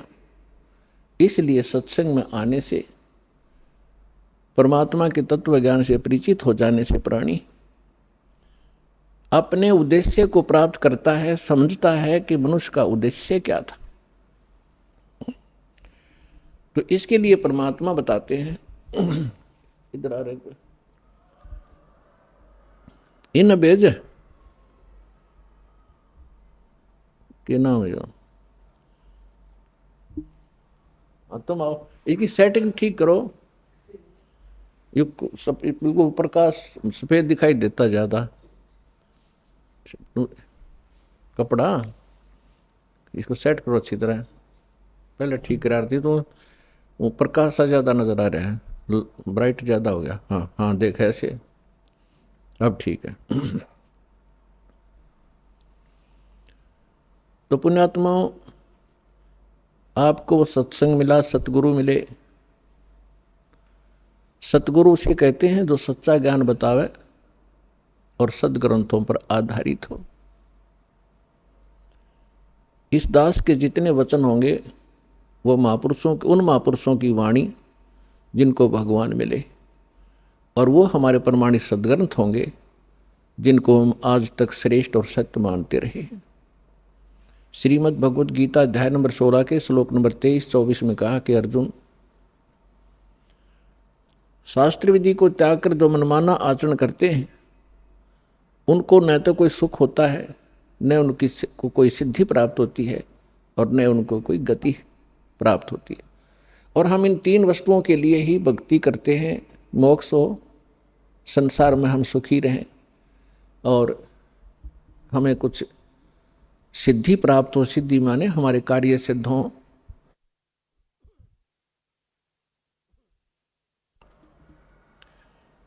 और सत भक्ति के अंदर ये सिद्धियां आ जाती हैं, जिन सिद्धियों के आधार से एकाद सिद्धि को प्राप्त करके ये ऋषिजन का, और उस मंत्र से फिर वो विष उतारता है। तो उस जिसको सर्प ने डसा हुआ है वो अचेत पड़ा है, ना उस मंत्र की लैंग्वेज समझता है, ना आवाज सुन रहा है, लेकिन वो मंत्र फिर भी उसके ऊपर असर करके विष रहित कर देता है और वो सचेत हो जाता है। ठीक इसी प्रकार आज परमात्मा ने यही तरीका बनाया है, ऐसे साधन बना दिए, चिप बनवा दी, वीडियो या डीवीडी बनवा दी, सुबह दोपहर शाम की आरती कंपलसरी करनी पड़ेगी। अब घर के अंदर 2 सदस्य नहीं भी नाम लेना चाहते और ना सुनना चाहते, वो घर से बाहर कहाँ जाएंगे। आप अपनी आरती भी कर रहे हो, आप अपना मंत्र जाप भी कर रहे हो, आप परमात्मा की वाणी सत्संग भी चला देते हो देर सवेर, तो उनके ऊपर उस कागभूषण की तरह एक दिन असर होगा, और वो भी या राम नाम की कलम उनका भी चढ़ेगी एक दिन, और उनका पार होगा, क्योंकि भगवान का वचन है। तो ये तरीका अपनाया परमात्मा ने। परमात्मा और काल की एक बार परमेश्वर ने बताया कि हमारी काल के साथ वार्ता हुई थी, इसने मुझे चापलूसी करके वचनबद्ध कर लिया था कि 3 युगों में जीव, जब परमात्मा ने कहा था कि मैं नीचे के लोकों में जाके तेरी वास्तविकता बताऊंगा सभी प्राणियों को कि तू भगवान नहीं है, तू काल है, इनको खाता है, इसलिए तो इनको जन्मता और मारता है, पैदा करवाता और मारता है, असली भगवान कोई और है, वहाँ जाने का तरीका मैं बताऊंगा, ऐसा गुप्त मंत्र मैं लेकर आया हूँ। तब काल ने पैर पकड़ दिए, बहुत ज़्यादा जो है प्रार्थना की, परमात्मा ने स्वीकार की। इसने कहा कि भगवान 3 युगों में जीव ना ले जाना, कम ले जाना, थोड़े थोड़े, और चौथे युग में, कलयुग में कितने ही जीव ले जाना, इतनी दया मेरे पर कर दो। परमात्मा को भी पता था कि सतयुग त्रेता द्वापर में ये जीव गणे दुखी नहीं होते, और इनकी पूर्व जन्म की बैटरी चार्ज होती है, उस प्रहार उसी से ये सुखी होते, और ये सोच रहे होते हैं हम राम और कृष्ण की भक्ति कर रहे हैं, शायद इसी से सुखी हैं, तो इसलिए ये मेरे ज्ञान को स्वीकार नहीं कर पाएंगे। मालिक को मालूम था, तो इसलिए मालिक ने कहा था परमात्मा ने कि भाई ठीक है, चौथा युग जब कलयुग आई तब हम अपना अंश पठाई, और काल फंद छूटे नरलोई, सकल सृष्टि परवानिक हुई। परमात्मा ने कहा था जब कलयुग के अंदर मैं अपना दास भेजूंगा, और फिर ये काल के सब बंधन छूटेंगे, और सारा विश्व मानव शरीरधारी प्राणी और साथ में जो मनुष्य, जो पशु पक्षी हैं, वो भी मनुष्य धारण करेंगे, और वो सभी परमात्मा की भक्त नाम लेंगे। सकल सृष्टि परवानिक हुई, परवानिक माने विकसित होंगे। और कहते हैं कलयुग बीते 5500 पाचा, तब ये वचन मेरा होगा साचा, और कलयुग बीत जावे जब एता, सकल यानी सभी प्राणी परम पुरुष पद चेता। 600 वर्ष पहले मालिक की वाणी में लिखा हुआ है, कबीर वाणी में, सच्चिदानंद घन ब्रह्म की वाणी में, यानी सूक्ष्म वेद में, उस तत्व ज्ञान में लिखा है, परमात्मा ने बोला था, धर्मदास जी लिखा था, उसमें कहा है कि जब चौथा युग जब कलयुग आई तब हम अपना अंश पठाई, और काल फंद छूटे नरलोई, नर नारी सभी का काल का फंद छूटेगा, तो इसने जकड़ रखा है, मूर्ख बना रखा है, बस इतना ही सीमित कर दिया, ये तेरा बेटा है या तेरी बेटी है, ये तेरी कार या तेरी कोठी है, 1 मिनट में मृत्यु हो जा, छोड़ बेटा, अब ये सब मेरी है, तू गधा बन। तो यह भूल या हमारे साथ इसने धोखा कर रखा था, इस ज्ञान से अब हमें खूब समझ में आएगा, और हमारे बच्चे भी सुरक्षित रहेंगे, हम भक्ति करेंगे। परमात्मा की शरण में आने से हमारे प्रारब्ध के जो पाप आने हैं, मृत्यु होने, अकाल मृत्यु या कोई अन्य अंग भंग होना है, वो नहीं होगा ही। अगर आप नियमित रहोगे, सच्चा विश्वास के साथ ही सद्भक्ति करोगे, तो वो दुख टलेंगे, आपके बच्चे आखिर तक आपके साथ रहेंगे जब तक, और वो भी मुक्त होंगे और आप भी होंगे, यदि सारे भक्ति पर लग जाओगे। तो परमात्मा ने कहा था कि सकल सृष्टि परवानिक होई, काल फंद छूटे नरलोई, काल का जो बंधन है कर्मों से बांध रखा इसने, और ये सब छूटेगा और सारी सृष्टि उपदेशी होगी। कलयुग बीतते 5500 पाचा। धर्मदास जी से कहा था कि कलयुग बीतते 5500 पाचा, तब ये वचन मेरा होगा सच्चा। आज से 600 वर्ष पहले मालिक ने ये कहा था कि पूरा विश्व मेरी भक्ति करा करेगा कबीर की, और सभी उस सतलोक के परमेश्वर के उस परम पद के जानकार होंगे, सबको ज्ञान हो जाएगा उस परम पुरुष के उस पद का, जो गीता अध्याय नंबर 18 के श्लोक नंबर 62 में कहा कि अर्जुन तू सर्वभाव से उस परमेश्वर की शरण में जा, उसकी कृपा से ही तू परम शांति को और सनातन यानी शाश्वत स्थान को प्राप्त होगा। गीता अध्याय नंबर 15 के श्लोक नंबर 4 में कहा कि तत्वदर्शी संत की प्राप्ति के उपरांत यानी तत्व ज्ञान से परिचित होने के उपरांत परमेश्वर के उस परम पद की खोज करनी चाहिए, जहाँ जाने के बाद साधक फिर लौटकर कभी संसार में नहीं आते। और जिस परमेश्वर ने सब ब्रह्मांडों की रचना की है, अपने विषय में गीता ज्ञानदाता कहता दूसरे अध्याय के 12वें श्लोक में, चौथे अध्याय के 5 और 9 श्लोक में, 10वें अध्याय के दूसरे श्लोक में कि अर्जुन तेरे और मेरे बहुत जन्म हो चुके हैं, आगे भी होंगे और पहले भी हम जन्मते रहे हैं। इसलिए वो कहता अर्जुन तू सर्वभाव से उस परमेश्वर की शरण में जा, जिसकी कृपा से तू परम शांति को सनातन परम धाम को प्राप्त होगा। तो यहाँ बता रहे हैं परमेश्वर कि कलयुग बीत जावे जब एता 5500 वर्ष 5 वर्ष, और तब सकल प्राणी उस परम पुरुष के परम पद चेता, उस परमेश्वर के उस परम पद के सभी जानकार हो जाएंगे। कोई सतलोक है, सचखंड है, जहाँ हम रहते थे वहाँ जाना है, तो जहाँ आशा ताबासा हुई मन कर्म वचन सुमरियो सोई। तो जो प्रसंग चल रहा है हम उसी पर आते हैं। अब आपके जो पूर्व जन्म के संस्कार हैं, उस कारण से आप भक्ति की चाह आप लिए हुए हो। दुर्भाग्य आपका कि उन नकली संतों के पास पहुंच गए। तो परमात्मा ने कहा था कि जब कलयुग 5505 बीत जाएगा, उसमें सभी पंथ और सभी जितने भी मजहब अपना उनके धर्म गुरु वर्तमान गुरु जो भी ज्ञान रखते हैं वो सब सुना चुके होंगे, उनकी बहुत बड़ी पुस्तकें बन चुकी होंगी। उसके बाद मेरा दास जाएगा और उन्हीं सदग्रंथों को, जिन सदग्रंथों पर प्रत्येक मानव आधारित है, जो भी जिस मजहब धर्म से संबंध रखता है, उन्हीं से यथार्थ ज्ञान उनके रूबरू करेगा। उसके लिए परमात्मा ने सबसे पहले आपको ये इंस्ट्रूमेंट बनवाए, प्रोजेक्टर बनवाए, टीवी चैनल बनवाए। दास आपको तो अब समझ में आएगी कि ये क्या हो रहा है, और आपको इतना तो ज्ञान है कि आज से 10-12 वर्ष पहले इनका नामो निशान नहीं था, और पीछे जाओगे तो किधर सोच भी नहीं थी कि ये ऐसे इंस्ट्रूमेंट बनेंगे। यदि मानव बना सकता तो बहुत पहले बना लेता इसको। ये परमात्मा का दिया हुआ ज्ञान बुद्धि है, पूरा विश्व उसके बालक हैं। कहीं से भी इसने किसी क्षेत्र से, पृथ्वी के किसी कोने से भी इंस्ट्रूमेंट किसी भी अपने बच्चे से बनवाया, ये गॉड गिवन माइंड है। मानव जीव सत्र का ये नहीं बना सकता। ये इसलिए बनवाया दाता ने, पहले आपको शिक्षित किया। अब इस दास का जन्म 1951 में हुआ, तब तक शिक्षा का कोई नामो निशान नहीं था। इक्का दुक्का की तो पढ़ा करता कोई, और उसके बाद एकदम बाढ़ सी आ गई। इतने आकर्षित हुए, कारण कुछ भी बिना, चाहे रोजी रोटी के लिए सब ने डिवोट कर दिए अपने बालक। 20-20 वर्ष तक बेटा बेटी पढ़ो पढ़ो, और मालिक ने दया करनी थी कि इसका सदुपयोग करेंगे। फिर ये इंस्ट्रूमेंट आपके सामने है, सदग्रंथ आपके रूबरू कर रहा है दास, और उनका निष्कर्ष निकाल के परमात्मा के ज्ञान से तोल रहा है।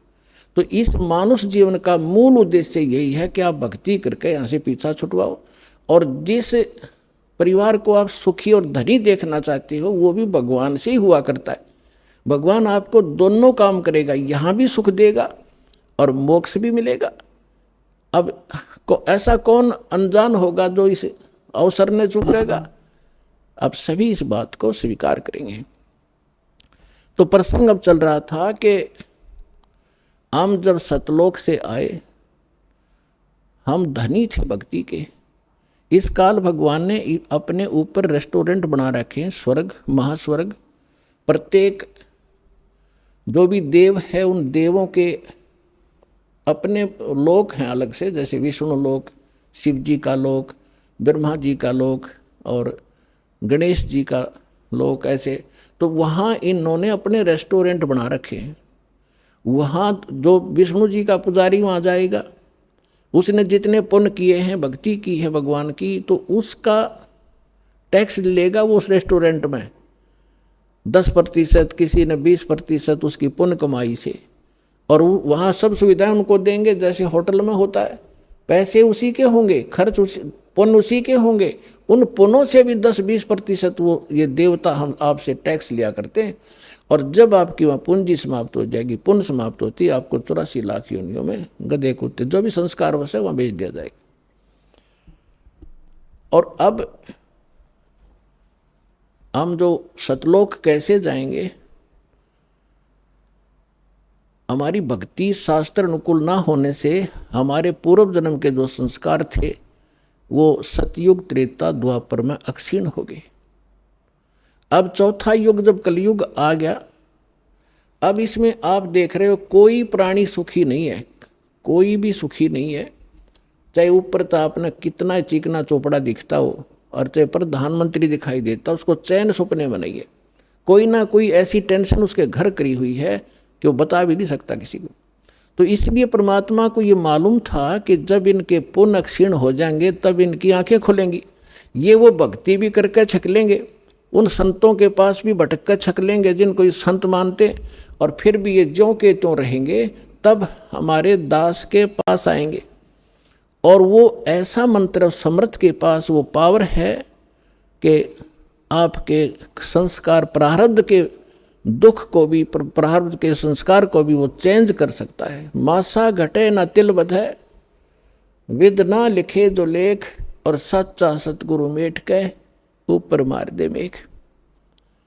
अब सतगुरु ना मिलने से भेड़ पूछ को पंडित पकड़े बादो नदी बिहंगा, गरीब दास वो भवजल डूबे जिनको नहीं साध सत्संगा। कबीर इस संसारे को समझाऊं के बारे, ये पूछ पकड़ के भेड़ की और उतरा चावे पारे। साधना तो नकली कर रहे हैं और इंतजार कर रहे हैं सुख होने की और मोक्ष की। कहते हैं सन से शोक सराय में सुतक दिन राती, और जीवित जग में जूती पड़े फिर जम तोड़े छाती।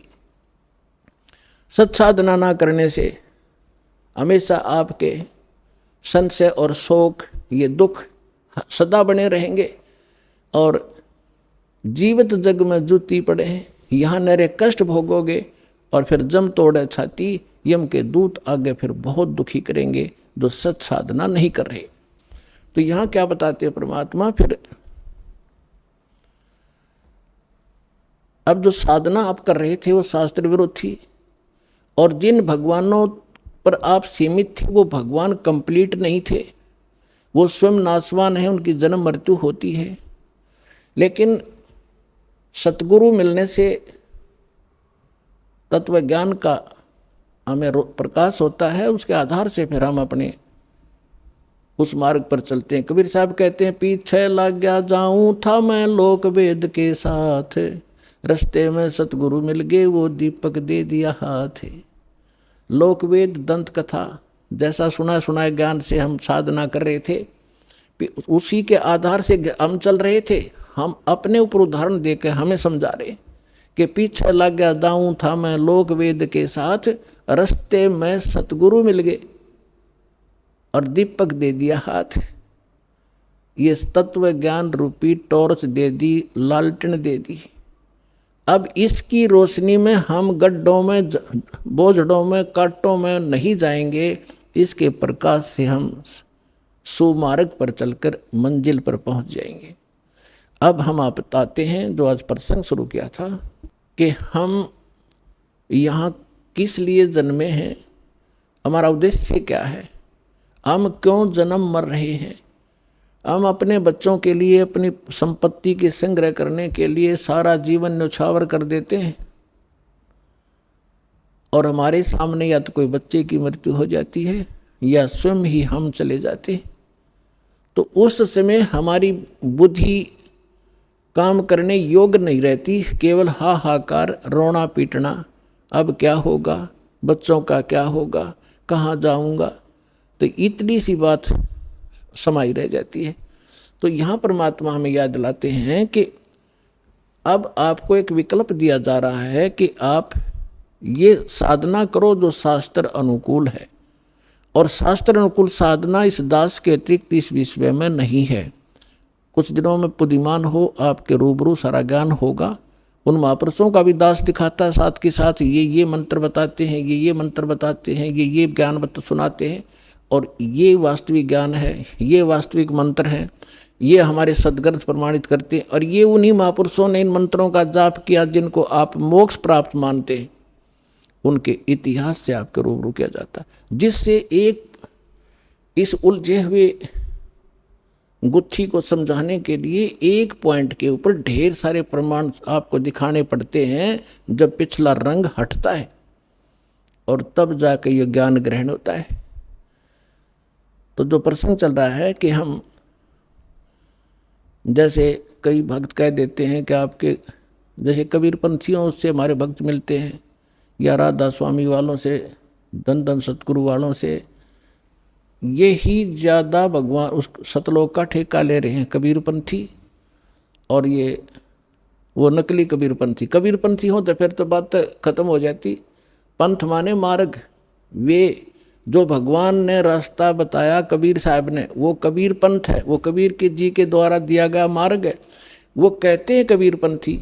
अब जैसे यहाँ हिसार से जा रहे हैं इस सिरसा की ओर और कह रहे हैं हम दिल्ली की ओर जा रहे हैं, हमें दिल्ली जाना है, हम दिल्ली पंथी हैं, तो उनको कौन समझावे कि कह रहे हो तुम दिल्ली पंथी, जा रहे हो सिरसा पंथी, जा रहे हो सिरसा की ओर और कह रहे हो हम दिल्ली जा रहे हैं, तो कहते हैं कबीर पंथी और जा रहे हैं काल के पंथ पर। तो वो परमात्मा वाला ज्ञान नहीं और वो सत भक्ति नहीं, तो वो कबीर पंथी नहीं है। वैसे अब इनका छाप लगी कबीर पंथ की, जो कहना पड़ा है उनको समझाने के लिए कि वो व्यक्ति हैं जो गलत साधना करें। तो ये सभी सतलोक की महिमा सुनाते हैं, और जब हमारे भक्त उनसे कहते हैं कि ऐसे ऐसे वहाँ चलो अच्छी सही साधना है, सही ज्ञान है, तो वो कहते हैं नहीं, वो तो काल के नाम देता, शुरू से ही काल के नाम देता है। काल कौन से? ब्रह्मा विष्णु महेश के, देवताओं की पूजा बताता है। पुण्यात्माओं, ये ज्ञान का टोटा है। जब ज्ञान संपूर्ण होगा तब आपको पता चलेगा कि ब्रह्मा विष्णु महेश ये अलग नहीं कर सकते हम इनको। जैसे श्रीमद् भगवद गीता अध्याय नंबर 15 के श्लोक नंबर 1 से लेकर 4 में एक विशेष विवरण है कि ये ऊपर को जड़ और नीचे को तीनों गुण रूपी शाखा वाला उल्टा लटका हुआ एक संसार रूपी वृक्ष समझ लो, और इसकी तीनों गुण रूपी शाखा है। इतना गीता ज्ञानदाता केवल इतना नॉलेज रखता है कि ऊपर ने तो जड़ समझो, और जड़ वो दृढ़ है, वो अविनाशी पोर्शन है जो मूल है इस संसार रूपी वृक्ष का, और उस मूल मालिक है जो जड़ है, उसी से सबको, उसी का वो सभी का धारण पोषण भी वही करता है, क्योंकि पूरे वृक्ष को, पेड़ को जड़ से ही आहार प्राप्त होता है, खुराक मिलती है। गीता अध्याय नंबर 15 के श्लोक नंबर 16 और 17 में 3 पुरुष बताए, सरपुरुष, अक्षर पुरुष, और 17वें श्लोक में कहा कि उत्तम पुरुष है तो अन्य, सरपुरुष और अक्षर पुरुष से कोई और है उत्तम पुरुष, श्रेष्ठ भगवान, और वही तीनों लोकों में प्रवेश करके सबका धारण पोषण करता है।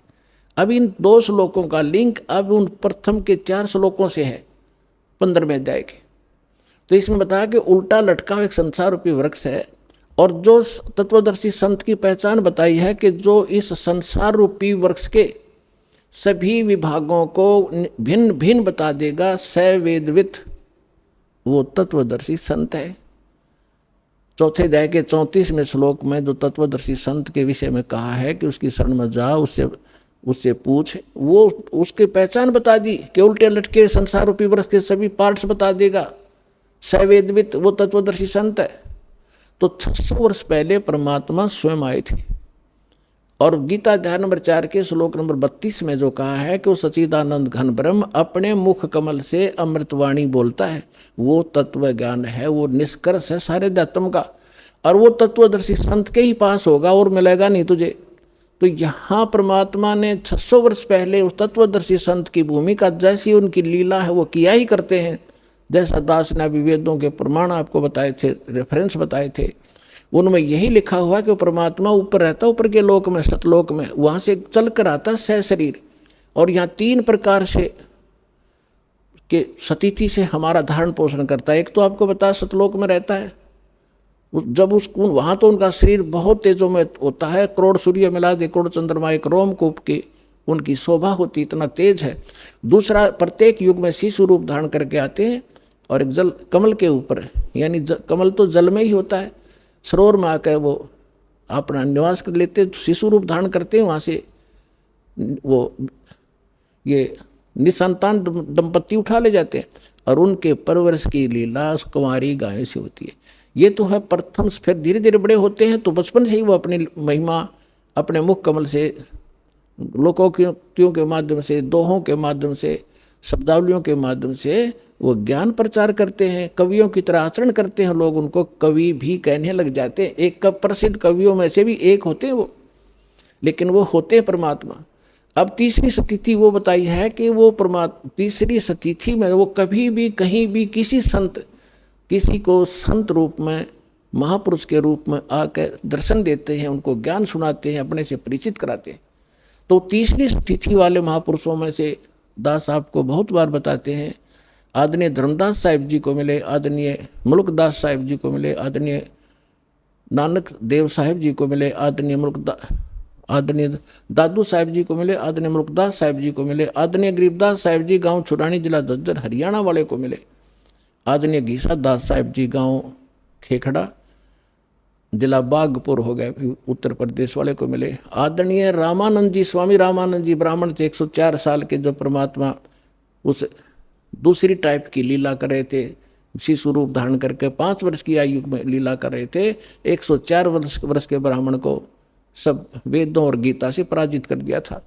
तब उस महापुरुष ने परमात्मा की शरण ली थी, उनको सचखंड लेकर गए थे। इन सभी महापुरुषों को अपने से परिचित कराया था कि मैं कौन हूँ, जो तुम्हारे वेद बताते हैं मैं वही हूँ, और मैं ऊपर रहता हूँ, वहाँ से चल कर आता हूँ और यहाँ ज्ञान देता हूँ। तब उन महापुरुषों ने स्वयं देखा सचखंड में जाकर, फिर वापस छोड़ा उनको। तब रामानंद जी ने कहा था, तुम साहेब तुम संत हो, तुम सतगुरु तुम हंस, और गरीबदास तेरे रूप बिना और न तुझा अंश। तुम ही साहेब हो, तुम ही सतगुरु हो। साहेब तो भगवान हो ही, आप सच्चा ज्ञान देने वाले सतगुरु भी आप ही हो। और आपके अंदर एक भगत के लक्षण है। आप जैसे परमात्मा आए थे कबीर दास, हमारे लिए एक रिहर्सल करके छोड़ गए कि यहाँ बकवाद नहीं चलेगी, जितना अधीन होगे भगवान उतना निकट आपका होगा। आधीनी के पास हैं वो पूर्ण ब्रह्म दयाल, मान बड़ाई मारियो बेअदबी श्रीकाल। हमें सब परमात्मा भक्ति के लक्षण भी बता के गए हैं और उनसे होने वाली हानियों का भी परिचय दिया है, और किस प्रकार आपकी भक्ति नष्ट होती है वो भी जानकारी दी है, और कैसे सुरक्षित रहेगी। जैसे माता गर्भ को रखे यत्न बनाए, ठेस लगे तो छन होवे तेरी ऐसे भक्ति जावे। पुणात्मा, जब आपको इस भक्ति की कीमत का पता चलेगा, जैसे किसी बहन को गर्भ रहा हो माँ को, और फिर उसको पता उसको कैसे रात को भी चिंता रहती है कि कहीं मेरा बालक, मेरा बच्चा खराब ना हो जा, ऊंचे नीचे में पैर ना रखा जा, रात में करवट लेते समय भी एकदम उदड़क कर पड़ेगी कि जब बच्चे का दाब ना गिर गई हो, तब वो गर्भ रूपी लाल को वो सफल करती है। इसी प्रकार परमात्मा बताते हैं, जैसे माता गर्भ को रखे यत्न बना, और ठेस लगे तो वो खराब हो जा तेरी ऐसे भक्ति न सावे। तो इस भक्ति के अंदर आपने मर्यादा गढ़नी जरूरी है, सावधानी। अब परमात्मा ने आपको सद्भक्ति भी मिल गई, दास भी मिल गया, आपके अंदर भक्ति प्रवेश भी कर दी। अब उस लाल को आपने सुरक्षित रखना पड़ेगा। जरा सी लापरवाही में वो बात भक्तिहीन हो जाओगे, फिर वहीं की वहीं फिर स्टार्ट होगी नए सिरे। तो इससे इतना डर के इस भक्ति को सफल करो। अब जो प्रसंग चल रहा है कि अब हम इसको कैसे सफल करेंगे और कैसे हमें प्राप्ति होगी परमात्मा की, ये इसमें मूल कारण है। अब हम तो कई जैसे प्रसंग चल रहा था कि हम ये कहते हैं कि आपके गुरुजी देवी देवताओं की पूजा देते हैं, ये पूजा नहीं है इनकी। जैसे आप जी को बताया था कि जैसे पति भर्ता लड़की होती है, वो उस पूरे परिवार में अगर प्रेम से रहती है तो बहुत अच्छी भगवान कहलाती है। और नो का अपने पति से किसी से ढंग से बोलूँ नहीं, किसी से बात नहीं करूँ, इससे की रोटी पाऊँगी, इससे कपड़े धोऊंगी, हैं तो वो कलह का कारण बनेगी, तो वह पति भर्ता होते हुए भी वह नकमी है। तो इसलिए हम यहाँ भक्ति करेंगे और ये ब्रह्मा विष्णु महेश हमारे अंश हैं, अंग नहीं, अलग नहीं है। जैसे प्रसंग चल रहा था उस पर फिर आते हैं कि परमात्मा ने बताया है कि अक्सर पुरुष एक पेड़, हाँ तुम सतगुरु तुम संत हो, तुम साहेब तुम संत हो, तुम तो सतगुरु तुम हंस। अब रामानंद जी ने कहा है कि तुम ही भगवान हो और तुम ही सतगुरु हो, सच्चा ज्ञान देने वाले। तो 600 वर्ष पहले परमात्मा ने आके बताया था अक्सर पुरुष एक पेड़ है, यानी एक सतगुरु की भूमिका की वो भगवान तो है ही है। वेद बताते हैं वही परमात्मा आकर यहाँ सच्चा ज्ञान देता है, लोकोक्तियों के माध्यम से, दोहावलियों के माध्यम से अपना ज्ञान प्रचार करता है, जिस कारण से लोग अनजान में उनको कवि करने लग जाते हैं, लेकिन वो परमात्मा होते हैं। अक्सर पुरुष एक पेड़ है, सरपुरुष वा की डार, ज्योत निरंजन को सरपुरुष भी कहते हैं, अभी आपको पहले डिफाइन किया था। और तीनों देवा शाखा है भाई पात रूप संसारे, उल्टे लटके हुए संसार रूपी वृक्ष जो जमीन से बाहर दिखाई देता है, उसको डिफाइन किया परमेश्वर ने कि अक्सर पुरुष तना, अक्सर पुरुष तना, उससे एक मोटी डार निकली है ज्योत निरंजन, यह सरपुरुष समझो। उस मोटी डार के फिर 3 शाखा है, रजगुण ब्रह्मा, सतगुण विष्णु, तमगुण शिव जी। और पात रूप, उन तीनों शाखाओं के आगे फिर हम पात हैं। अब यहाँ एक तो ये जो इनकी धारणा और सोच गलत है, उसको दास क्लियर करना चाहता है कि जैसे हम कोई भक्ति रूपी पौधा बोएंगे, यानी कोई पौधा लाए आम का और उसको जड़ की तरफ से बोना चाहिए, समझदारी है गड्ढे में, और जड़ की सिंचाई करनी चाहिए। तो जड़ की सिंचाई हम करेंगे तो वो तना भी, पौधा, डार भी और टहनी भी बड़ी होंगी, वो पेड़ बनेगा। और हमने क्या कर रखा कि हमने पौधा उल्टा रोप लिया भक्ति रूपी, हमने ब्रह्मा विष्णु महेश इन शाखाओं को इष्ट मान लिया और इनको गड्ढे में डाल दिया, इनको तो गड्ढे में डाल लिया, जड़ कर दी ऊपर ने, और हम सिंचाई करने लगे इनकी। आपको एक चित्र दिखा देता हूँ, जल्दी समझ में आ जाएगी। ये देखिएगा, हमने पौधे को कैसे बीजना चाहिए था और बीज कैसे दिया। देखिएगा, ये संसार रूपी एक वृक्ष है, ये है ऊर्ध्व मूलम अधः शाखम, ऊपर को जड़ और नीचे को शाखा वाला ये उल्टा लटका हुआ संसार रूपी वृक्ष है।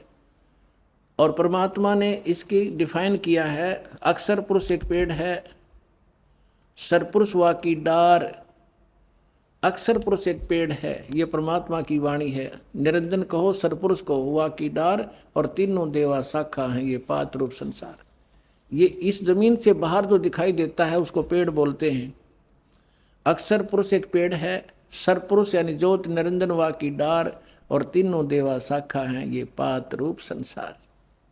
हम यहाँ पर हैं पात रूप संसार, और वो जो तीनों लोकों में प्रवेश करके सबका धारण पोषण करता है वो है उत्तम पुरुषत्व ने, ये है जड़ मूल सबका मालिक।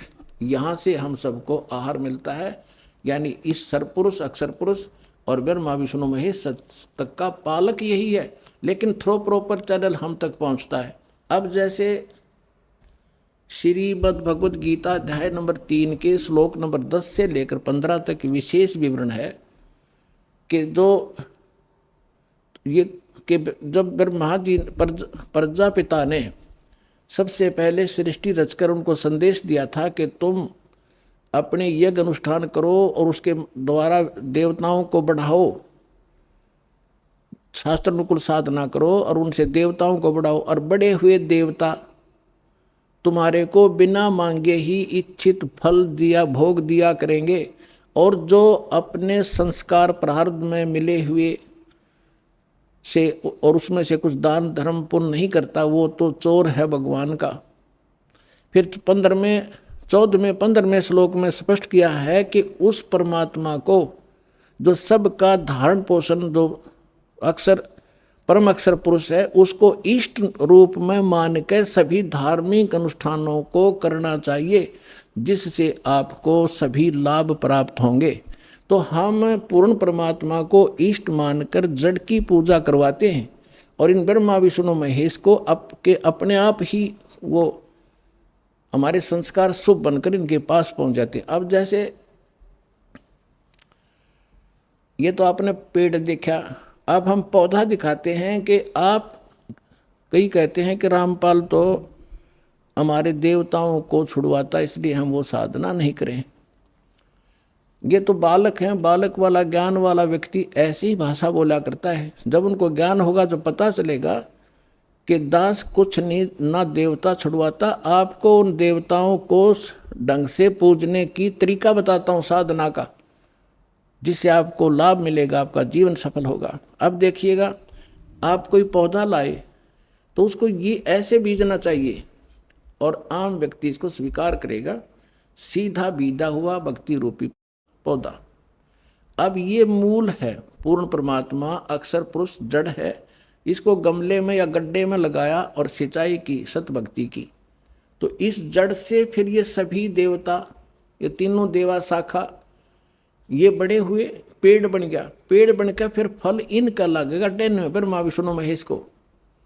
अब इतना अनजान कौन होगा? वो मूर्ख ही होगा जो यूं कह है कि माली जड़ की पूजा करता है और टहनियों को तोड़ के फेंकवा दे, फिर उस पूजा का फायदा क्या होगा? टहनियों के ही तो फल लगेंगे। ये ब्रह्मा विष्णु महेश ही आपके शुभ संस्कार अशुभ संस्कार जैसे भी होंगे यही देंगे आपको, ये कंट्रोलर है यहाँ के। और जब हम शास्त्र अनुकूल साधना करेंगे तुम्हारे सारे शुभ ही शुभ होंगे, और वो जाएंगे इनके पास, ये फिर आपको देंगे। जैसे जड़ की पूजा की ये एग्जाम्पल है, ये उदाहरण है कि जड़ की पूजा करने से वो फलों का फिर फल, टहनियों के फल लगेंगे, और वो फल अपने आप लगेंगे, वो टहनियों के बस की नहीं। यानी आपके शुभ संस्कार होंगे तो ब्रह्मा विष्णु महेश आपको देंगे ही देंगे, चाहे आप कितना बैठे हो, चाहे जंगल में बैठे हो, वहाँ भी जाकर देंगे आपको। ये इनका कर्तव्य बना है। अब आप कैसे कर रहे हो और दास क्या करवाना चाहता है ये देखिएगा। आप ऐसे कर रहे हो, आपने क्या किया है? भक्ति रूपी पौधा यानी साधना शास्त्र विरुद्ध कर रखी है। आप ब्रह्मा विष्णु महेश को इष्ट मान लिया और इसको गमले में लगा दिया टहनियों को, और इनकी पूजा शुरू कर दी, जड़ छोड़ दी। ये भक्ति रूपी पौधा आपका सूख गया, जिस कारण से आपको कोई लाभ आध्यात्मिक प्राप्त नहीं हो रहा। दास कहता आप इसको ऐसे कर लो, बस ये ब्रह्मा विष्णु महेश है, इनका फल लगेंगे इन टहनियों के, और बिना मांगे ही आपको फिर ये फल दिया करेंगे जब आप इस मूल की पूजा करोगे।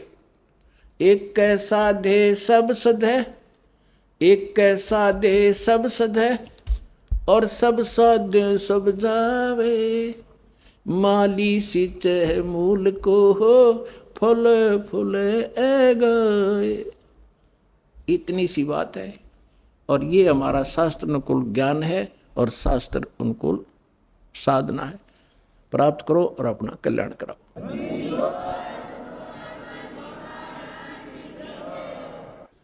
पुण्यात्माओं, सौभाग्य आपका, आपको ये अमृत वचन, ये तत्व ज्ञान सुनने को मिला, और परमात्मा की दया हुई ना। इस काल के कोल्हू में हमारे दादे मर गए, परदादे मर गए उसी परिवार पोषण में, और ये यहाँ तक लाने का कारण भी परमात्मा ये आपको मेहर कर रहा है। सत्कर मान लेना ना, एक कदम भी इधर नहीं चलने दे। काल इतना दुष्ट है, आपके ऊपर परमात्मा की मेहर बड़ी नज़र न्यारी है जो यहाँ पहुँच रहा है।